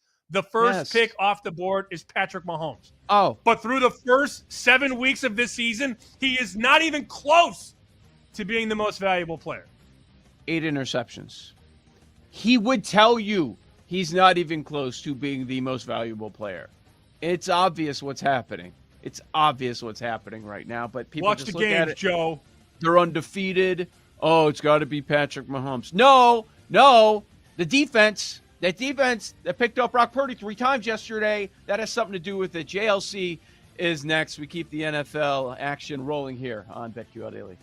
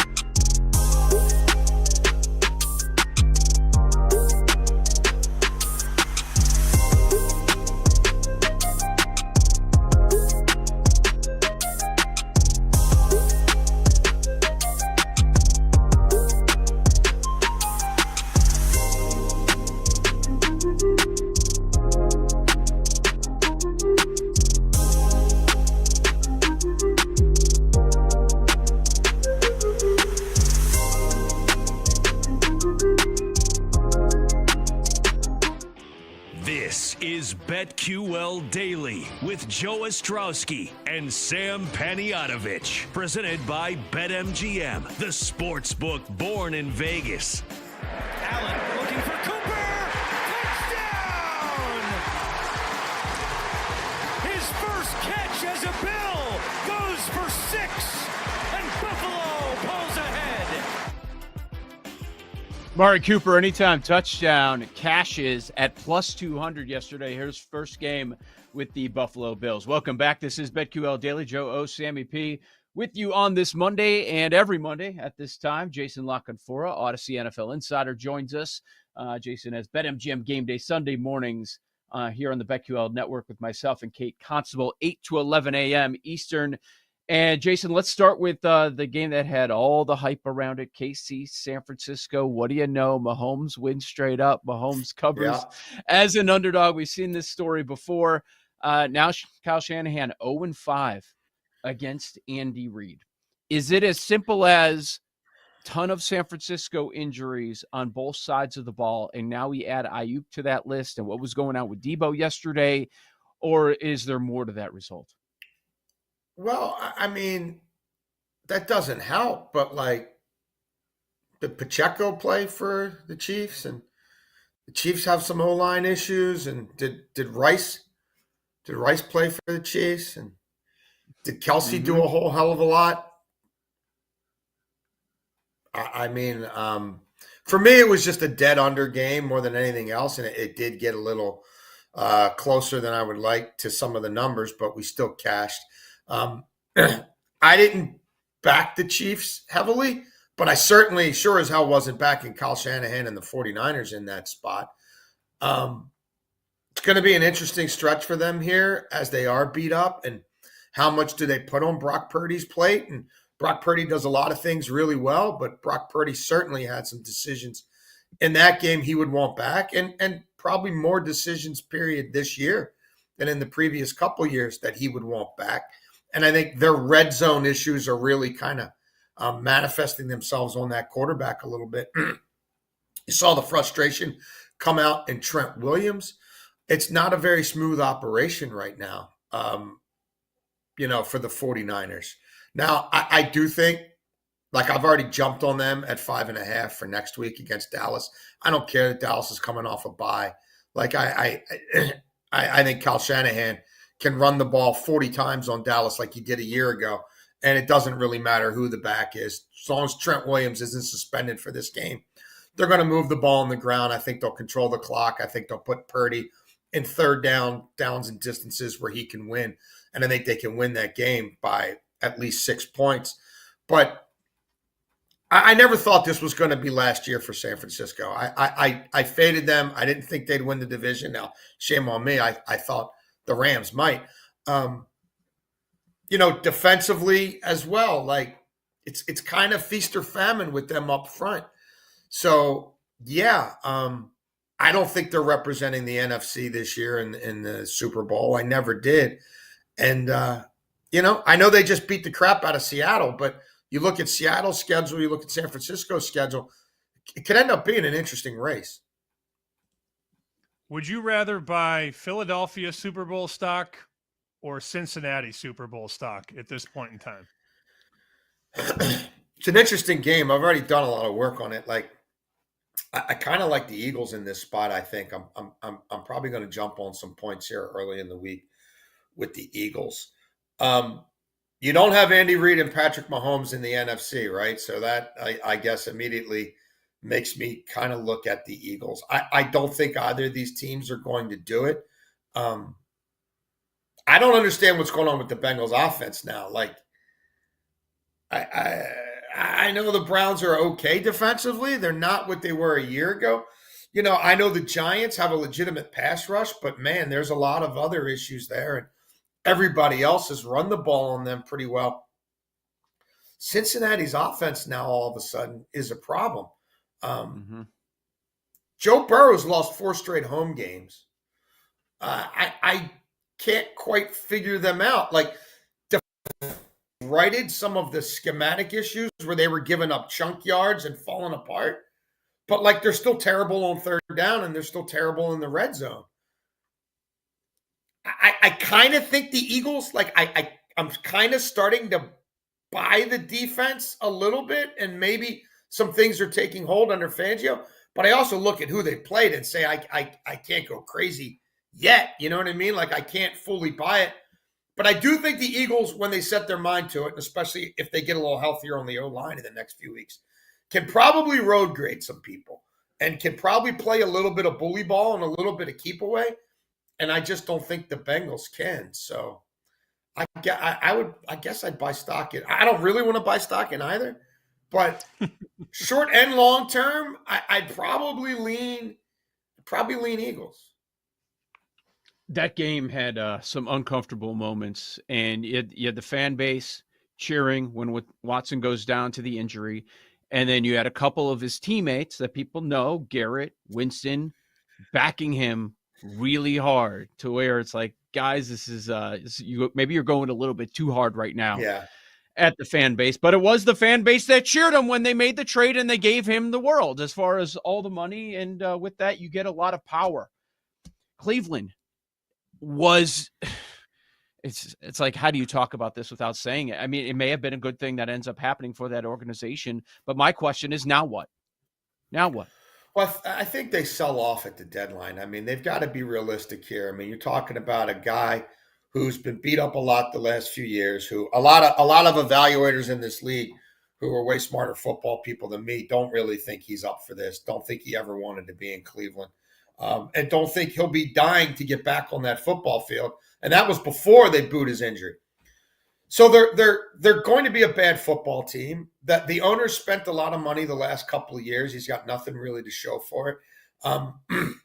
I talked to a couple GMs already in the last 12 hours or so who were like, look, if it's me, it's easy for me to say because I'm not running that team. But if it was me, I'd go to the owner and say, look, we tried this. It didn't work. We're probably going to draft a quarterback, right? Like we're going to be in position, I think, to draft a quarterback, especially if we sell some talent at the deadline. And the idea of Watson being ready for the start of next year, I don't know how realistic that is anyway. So there's got to be a plan B. And clearly there's no conviction in the Winston signing, right? He was the third guy up yesterday. So I think they'll sell. Like, does it reach a Myles Garrett or a Denzel Ward? I mean, probably not, but I'm not going to tell you 100% not. Like, everybody's got a price. But, the Jerome Fords, and I mean, you could just look up and down the roster. I mean, the Jordan Hicks, I mean, there'll be Zadarius Smith. There'll be a lot of guys who draw interest. They already are. And I think, there's a strong case to be made that, like, this team needs to rebuild its offensive line. This team's going to need to rebuild some things on the defensive line. Like the wide receiver room is kind of a reboot now. Like even a guy like Njoku, who they just paid, like what are they going to get out of him the rest of this year? What did they get out of him when anybody other than Joe Flacco was throwing him the ball? So I think the Cooper trade was always going to be a precursor to others, and it may be expedited even more now. And it may be about starting to get their cap and their cash in order down the road, and creating a path for somebody they draft in the top 5 this year to maybe be their opening day starter in 2025. Jason, I think if we just got Aaron Rodgers a couple more pieces, I think maybe probably Jordy Nelson, Donald Driver, Clay Matthews, Charles Woodson, BJ Raji. Mm-hmm. Maybe if we just bring everybody back, maybe then he'll have a chance to win. Eddie Lacy? Oh, yeah. Maybe not. Let's go. Maybe not Eddie Lacy. Maybe that's a bridge too far. Look, I waited till that thing got to 3 points, and then I said they're going to give Mike Tomlin 3 points in this spot. I got to take it. Now, I also thought Justin Fields might get an anytime touchdown, and it turns out he never saw the field, although you could have made a case, especially some of those early red zone drives. They could have used him. Yeah. But Russ, I guess Russ scored that touchdown. I mean, we'll never know. It was a pile up of people, right? But I mean, they said he scored, so he scored. Look, do I think the Jets can bounce back this coming week against New England? Yeah. I'm probably going to play it here soon at 6.5. New England's god-awful at home. I mean, New England's won 12-2 in their last 15 home games against the spread. And I think the Jets beat them by a touchdown. The Jets offense, looked probably the most efficient it ever did in that short week against a familiar opponent in New England. And New England's defense is trending down pretty significantly. And now that, that coach has said that they're soft. So and they're looking to sell players off. And Drake May is interesting, but he's got a long way to go and he's got nothing around him. So this is probably a nice, buyback spot for the Jets. But just looking at their schedule, I mean, it does get easier after the bye. But, they've got Houston coming up in prime time. Even though that game's in New York and Houston's not good on the road, the Jets suck in prime time, and especially at home. Like, they've got a game against Seattle. Like, that'll be tricky. They've got one more with Buffalo. There's just not a lot of room for error. And what I told you guys I thought was going to happen has happened. The defense has now slipped. The defense has slipped significantly. You've taken their two best defensive minds, you've kicked one out of the building, and you've made the other one deal with all the BS and all the shenanigans and all the nonsense and the media and the owner, all the stuff that has driven Jets coaches crazy there forever. So yes, they've played kind of the murderer's row portion of their schedule, but they've left themselves with not much of a margin for error. I didn't think Devontae Adams would come in and light it up. Like, they probably needed to stick with a little more Breece Hall. It is what it is. Yes. I mean, yeah, they're at least they're not in prime time this week, right? But then I guess they are back against Houston in 2 weeks. So we can't shake these guys. With Jason Lockenfora, Odyssey NFL Insider, this is BetQL Daily.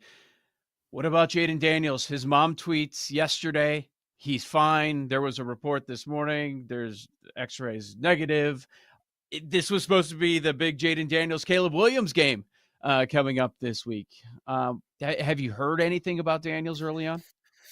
No, I mean, just, the X-ray results I don't think will show everything, you know what I mean? And is there some sort of fragment or anything? Like what's causing that, that pain? How much, I don't know if that's something that can be shot up or not shot up. Obviously, when it happens in game, and then by the time they get him out of the X-ray room, it's already like 20-0.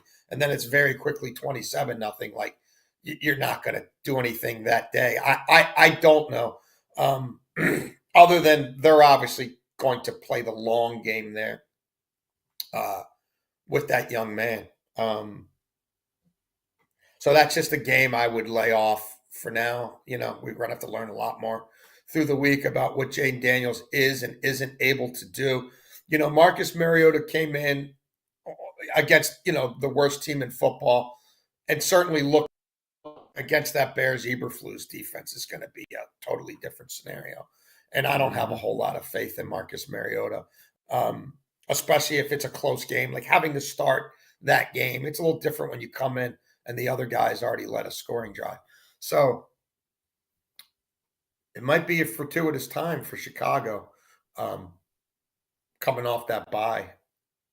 But I don't have anything new on Jaden Daniels, and we probably won't know for sure until Thursday or Friday. Let's wrap it up with the Ravens on the road tonight, Monday night at Tampa Bay. I know you have thoughts. Yeah, I like the over here. I love the over all the way around. I mean, these are two high scoring teams in the NFL. It's two of the top right now, 5 or 6 quarterbacks in the NFL, how they're performing.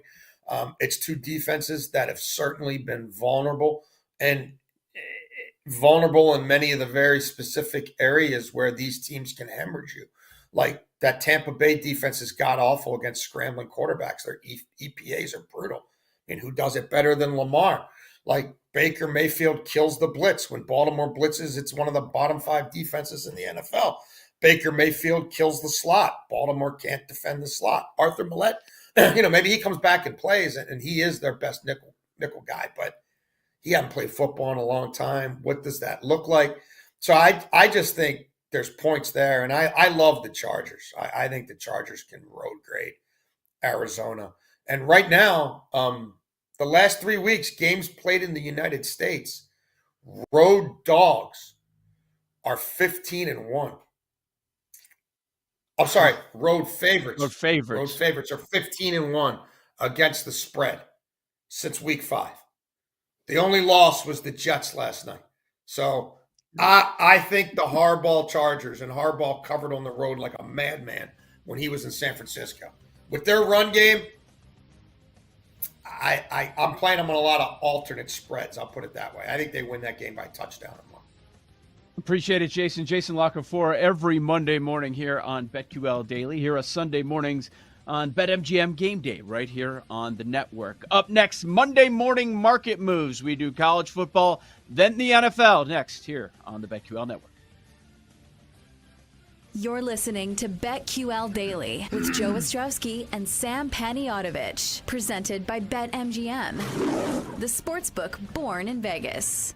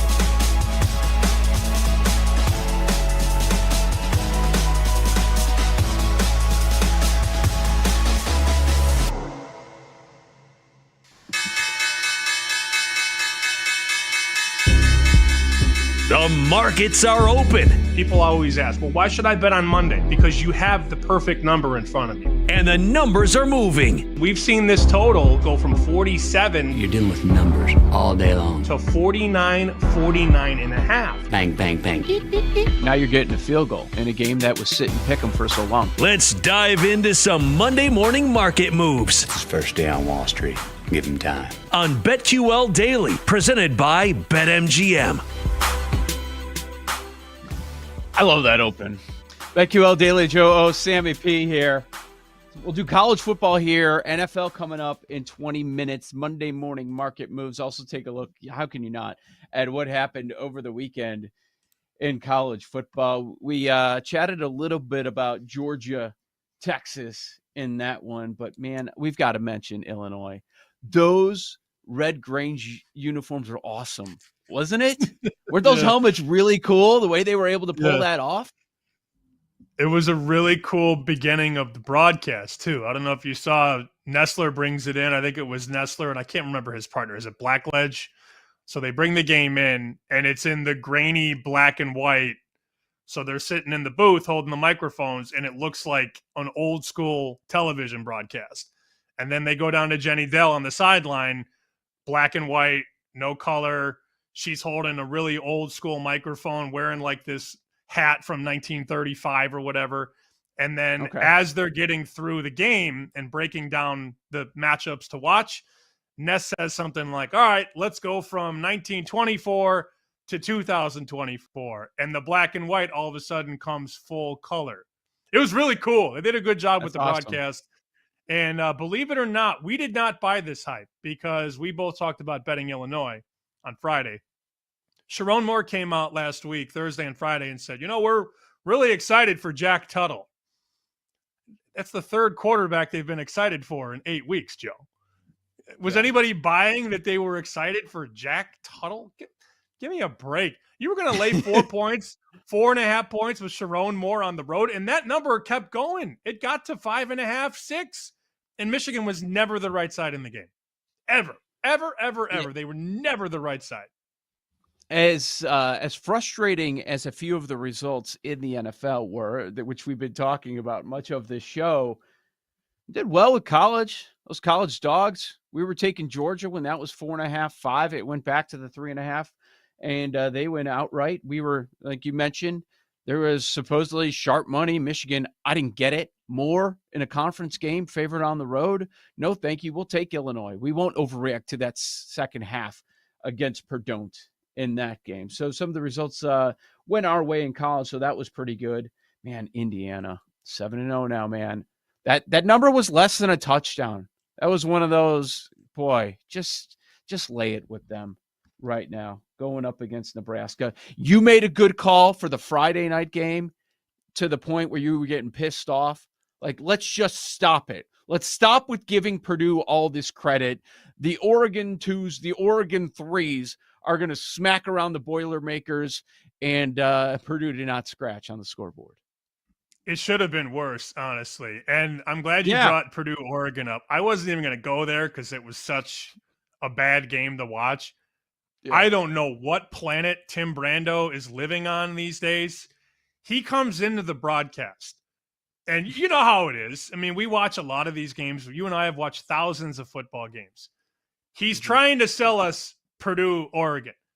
And his thing on Purdue was an exciting young football team with an excellent young coach and a rising star at quarterback. And I'm like, are we on the same planet right now? Purdue didn't score a point in the game. Purdue's going to be 1-11 this year, and this rising star at quarterback played 2 quarters of football in his career against Illinois. They were trying so hard. Actually, I have the quote right here. I have one of the quotes about Brando. He was talking about Walters. You're so tweeted bad. it. I tweeted it. No. Here we go. And then we can move on.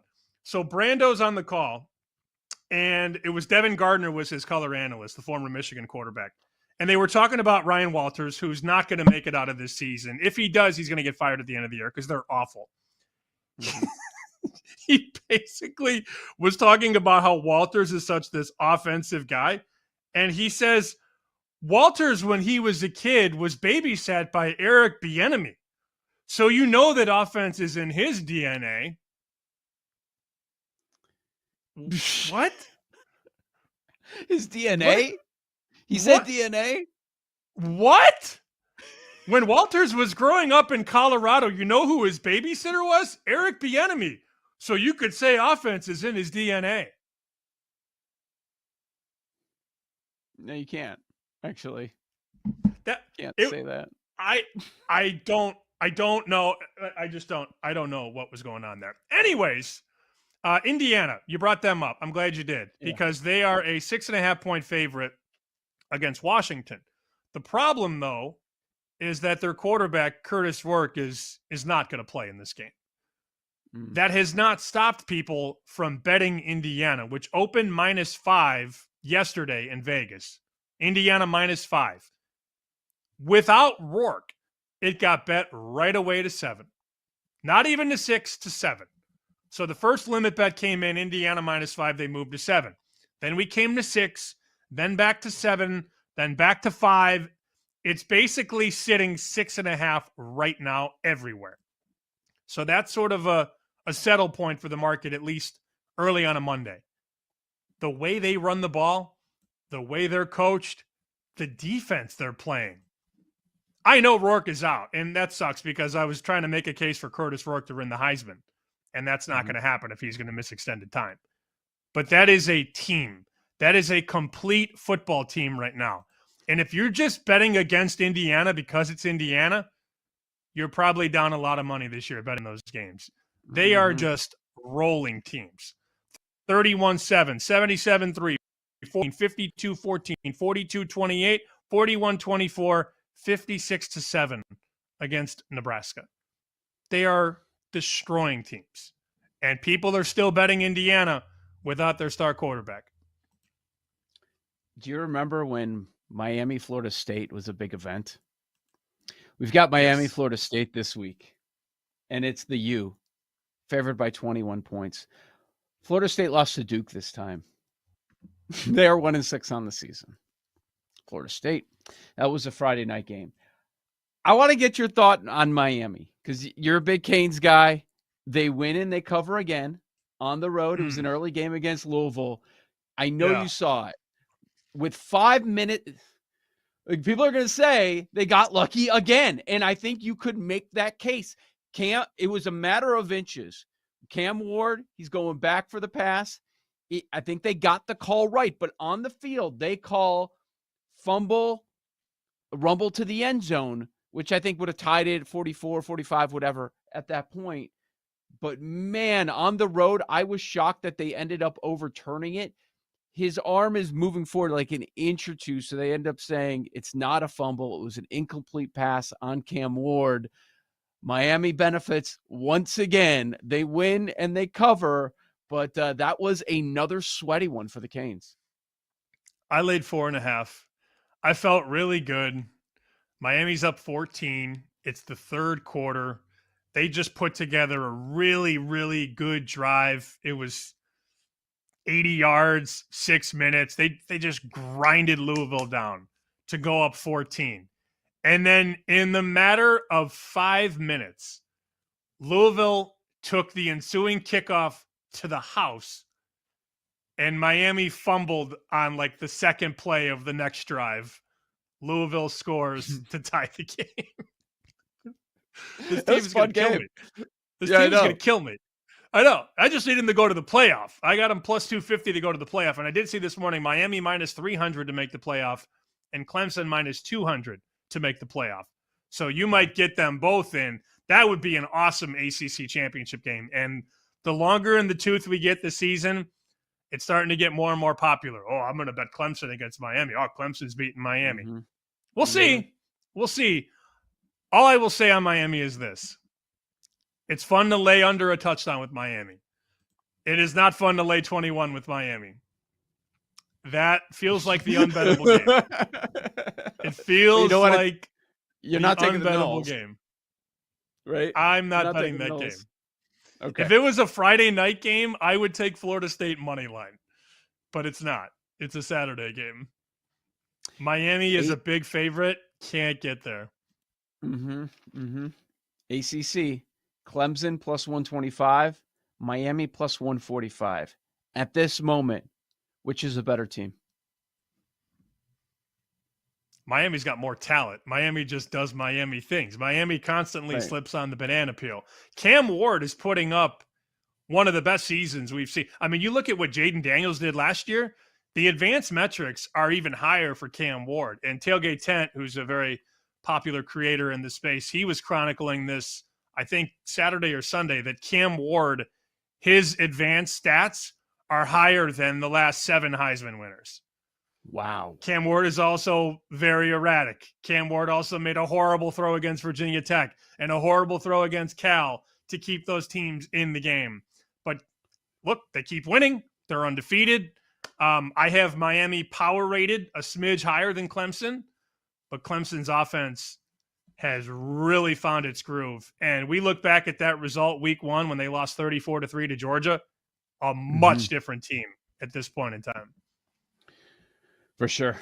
Here's an interesting one with some movement. So that's the games we talk about here on Monday Morning Market Moves. Texas, off the Georgia loss, is going to Vanderbilt. They're betting Vandy a little bit. This number's come down. It opened 19. Some have it down at 17.5. I saw an 18.5 over at BetMGM. So Texas, the heavy road favorite against Vanderbilt, a team that we all remember the shocking moment when they took down Alabama. And don't forget that they also pushed Mizzou to 2 overtimes. I would not be laying it with Texas. Would No not happen. way. Usually after you play Alabama, Georgia, there's a physical letdown. Forget the emotional and the mental. After you get pounded in the trenches for 60 minutes against a really good team like Georgia, you're just not the same team the next week. And Vanderbilt did nothing, showed us nothing against Ball State. They won by 10, 24-14 was the final, I believe. Vanderbilt, by design, did nothing. It was the most vanilla game plan possible, and that's what you do when you play Ball State. You just get out of there with a win, and you move on. I like Vandy in the game. Michigan State. The number in the summer was Michigan minus 22 at home. Now, this is the summer number. Michigan coming off a national championship against Michigan State with a new coach and a rebuilding program. The summer number was 22. They opened the game 5.5. So a 17-point adjustment from the summer to now. And believe it or not, the early bets came in on Michigan State from 5.5 down to 5 in Las Vegas right now. I would love 7. 7 would be great. But sharp people that are much sharper than me don't need 7. They are taking the points with Michigan State. Some bettors are going to come in and just say you take Alabama off the loss. But Alabama's laying 14 against Missouri. And when this happened a few weeks ago, you just take Alabama off the Vanderbilt game. They're at home. Take them against South Carolina. They were a 21-point favorite. They won by 2. That approach did not work last time around. It is very different without Saban. I know we're going to have a call. I know we're going to have a call on tomorrow's show. That happens today on the Feinbaum show, as you mentioned. You want to bite on plus 14? I'd rather bet Vandy than Mizzou, but you nailed it. You can no longer just blindly back Alabama off a loss without Nick Saban. Just can't happen. They're wired different. And you know what's funny? Somebody would say that, wow, it took Kalen DeBoer 7 weeks to lose everything that Nick Saban built. There's a reason Saban hung him up. Saban could see the cracks in the foundation. Saban didn't want to deal with NIL. It's no fun when everybody else got the gun, right? You've been doing the NIL thing for 20 years. Now everybody else is doing it, and you're out. There's a reason, Joe, Nick Saban left and retired. He saw what was coming there, and DeBoer inherited a team that had some flaws. One other thing, we started this conversation with Illinois. It's a lot of points at Oregon. That's a 3:30 kick on Saturday. Illinois at Oregon. Open 21, got bet to 23, and then bet right back. So they bet it up from 21 to 23 and now 21.5 in the market. I don't know that I would lay over 3 touchdowns with Oregon. Yeah. Yeah, that's a good point. You know, I'm looking forward to LSU, Texas A&M. Both of those teams coming off road conference wins. You know, not the toughest competition, but road conference wins in the SEC. Texas A&M, a 3-point favorite over LSU. That's going to be one of the good ones coming up next weekend. All right, now we go to the NFL side of things. Take a look at the Monday morning market moves for week number 8 here on the BetQL Network.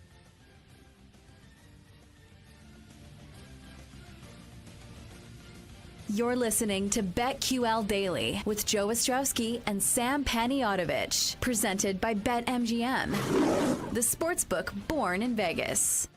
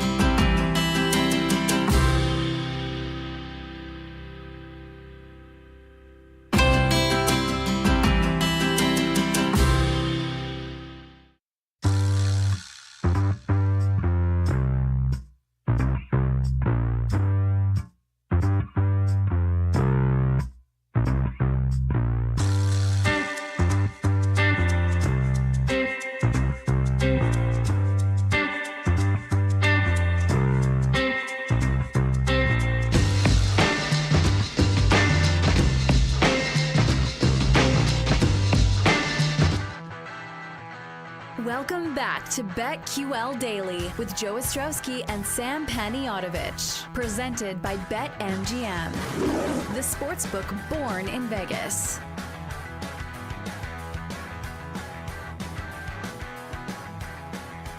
The World Series is set. You're going to have to wait until Friday. We'll take an early look at that coming up in about 20 minutes. Why is that? That's so dumb. So dumb. That we have to wait? Yeah, they set the date so far in advance. Like, what? It can't be like a Super Bowl setup situation. First off, people don't care about the World Series as much as they care about the Super Bowl, and there's no like Radio Row, and you just find out where the games are going to be last night. I don't understand that. I don't know why we have to. Are the games going to be on FS5 or FS6? Do we know what channel yet? Or maybe TBS or True TV? Friday. If you can't get Fox on a Friday night, come on. What are you doing? You've got to be able to get Friday night. Okay. All right. Every game should be on Fox. Every single World Series game should be on Fox. I would think so, but Saturday night? It's gotta be, right? We'll talk about that coming up. All right, we've got more Monday morning market moves here. And let's go to the NFL side of things. Biggest one is a quarterback question to me. As far as the side move, we got a bunch of sides and totals on the move. And the biggest movers, it's always the case. Questions about the quarterback. So they install the Commanders as a favorite against the Bears without truly knowing what's going on with Jaden Daniels. And then last night there was a move on the Bears with everything up in the air with Daniels in this matchup of Caleb, the top rookies going number 1 versus number 2. And the Bears are coming off the bye. Washington just rolls against Carolina. If Daniels could have gone, they didn't need him. I think that may have been the case yesterday. A report this morning, X-ray negative, saying, okay, maybe there's a chance that he's going to play. We don't know. But right now, the Bears are a favorite. So it was 1.5, 2, Washington, the favorite. Now we're Chicago -1. I see Circa's out to Chicago -2. What does that tell you, if anything? He's out. It tells us he's out. Because if Jaden Daniels is on the field, the Washington football team is favored in the game. That's what it tells me. And the look-ahead number, we can look at the look-ahead and understand from there. The look-ahead was Washington -2.5. 2.5. So if Chicago is now -1 at MGM, -2 at Circa, -1.5 at a couple shops offshore, the market is telling us that Jaden Daniels, at least as of now, is not trending in the right direction. I can't sit here and tell you Jaden Daniels is out. I have no idea. But what I can do is tell you that Washington went from -2.5 to +1.5, +2. That's a 4 or 5 point move. That's an NFL quarterback playing at a high level. 5 points. After boat racing a team yesterday. Mm-hmm. Right. So you don't have a negative reaction in any sense. My guess is they're just playing it in the middle. You've got some people taking shots. Okay, this is a good number. Even if Daniels plays, he's not going to be 100%. So that's a downgrade in itself. Now the question is, what is Daniels worth to the point spread? How much more does it go? If you get the word that Daniels is out, how far does it go with Mariota against Caleb? Could get to 3. Feels like a halfway number. It does. Sure. It feels like it's sort of in the middle right now. And if good news on Daniels comes out, Washington goes back to a slight favorite. Daniels gets ruled out, it goes at least to 2.5. But then there's probably an appetite to bet Washington +3 from some people. I mean, it's already moved from 2.5 to 1.5. That's 4 points. Mm-hmm. And maybe those 4 points aren't as valuable because we're going through 0.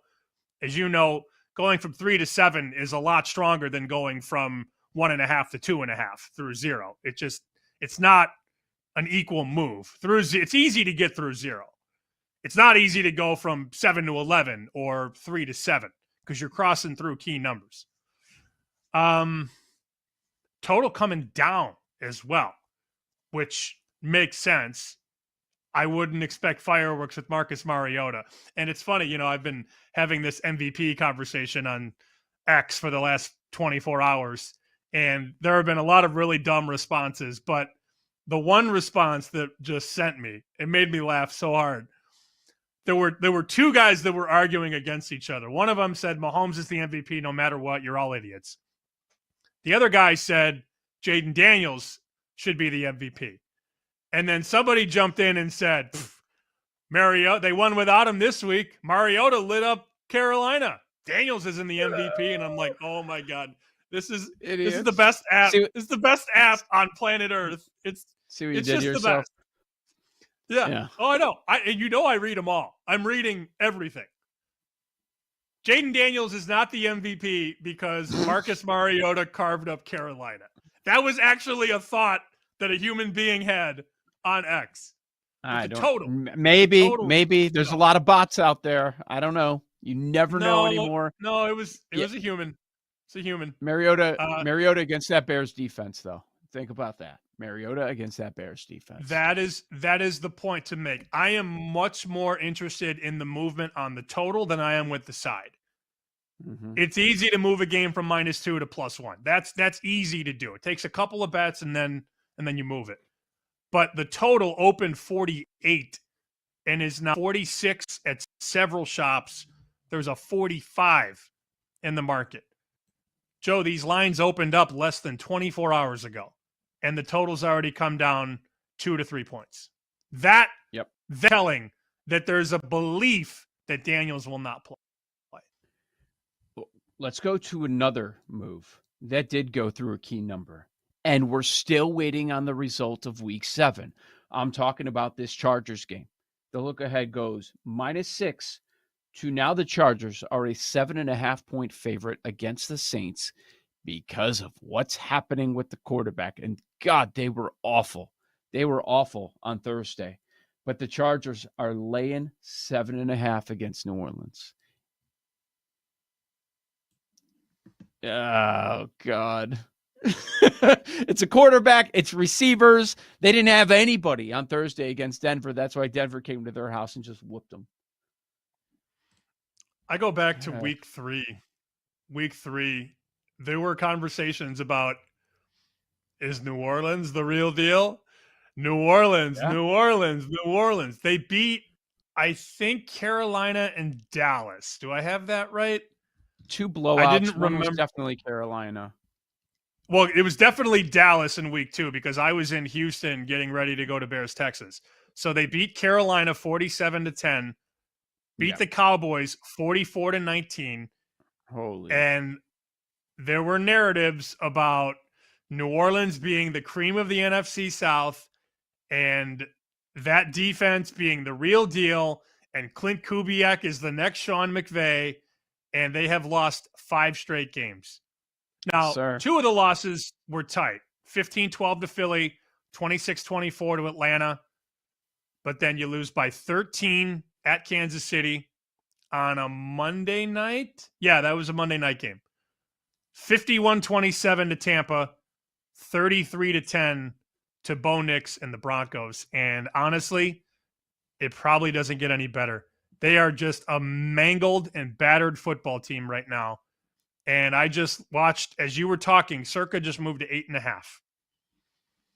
So still an appetite to lay the number, even off the opener at 6 through the 7, still laying the points with the Chargers on a Monday. Week 9, I'm not watching Saints at the Panthers. You can't. In fact, my goal that week is to not talk about that game at all. But yeah, they went through the key number. That's how strong that opinion is. Oh, we haven't seen the Chargers play? I don't care. I don't care about that. We're going to lay this monster number with the Saints. That tells me those receivers aren't coming back either. That's what that line tells me. How about next Monday night? Oh, God, I don't want to bet on the Giants. Goes from 4 to 6. Pittsburgh favored. You don't want the Steelers as a heavy favorite, but that's the situation we have. The Giants, what a joke. Oh, man, I had this sinking feeling yesterday as we were doing BetMGM game day. I'm like, oh no. Everybody's on the Giants. I don't feel very comfortable with this. 119 yards of offense. I repeat, the Giants had 119 yards of offense in the entire game. But the storyline is Saquon, and that overshadows everything. Don't forget how bad this Giants offense was against the Eagles at home. It was 6 when our show started. It is now 6.5 at BetMGM. Oh, already out to 6.5 on Pittsburgh. No. We are probably headed to 7. And as every Steelers total does, opens 39, down to 36.5 and 36. It's like clockwork. You bet the under if you want. You bet the Steeler under on Sunday, and then just watch it deplete throughout the week.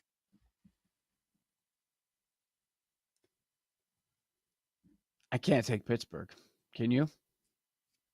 Would you rather lay 6.5 with Pittsburgh against the Giants or 7.5 with Bo Nix and the Broncos against Carolina? Oh. Do you want to die by lethal injection or firing squad? What do you want? Firing squad, always. What do you Always prefer? firing squad. Which one's I would the rather firing go out squad? with a bang. I would rather get lit up with bullets any day of the week. It's only going to happen once. So better make sure it counts. I guess. Yeah. No, I want to go out with a bang. No pun intended. Russell Wilson or Bo Nix, laying big number. Which one do you want? I think they both win and cover, given the fact that these bad teams are brutal. And here we go. Here we have a double-digit spread this week. The look-ahead number was 9.5. Detroit, Tennessee. It opened 11.5. We're going to see Tennessee or the Patriots catching 17 at some point this season. It will happen. Man, don't tell me that you have to bet on the Titans this week. Please don't do that. I will not. It's now 11.5. What are we, 11.5 against Detroit? That went through the 10. Speaking of ones that have key number movements. All right, we'll talk about the World Series and where we are on Dodgers, Yankees. More to come. Another hour to go, and we will wrap with our lightning bets. Got a couple of Monday Night Football games coming your way here on the BetQL Network.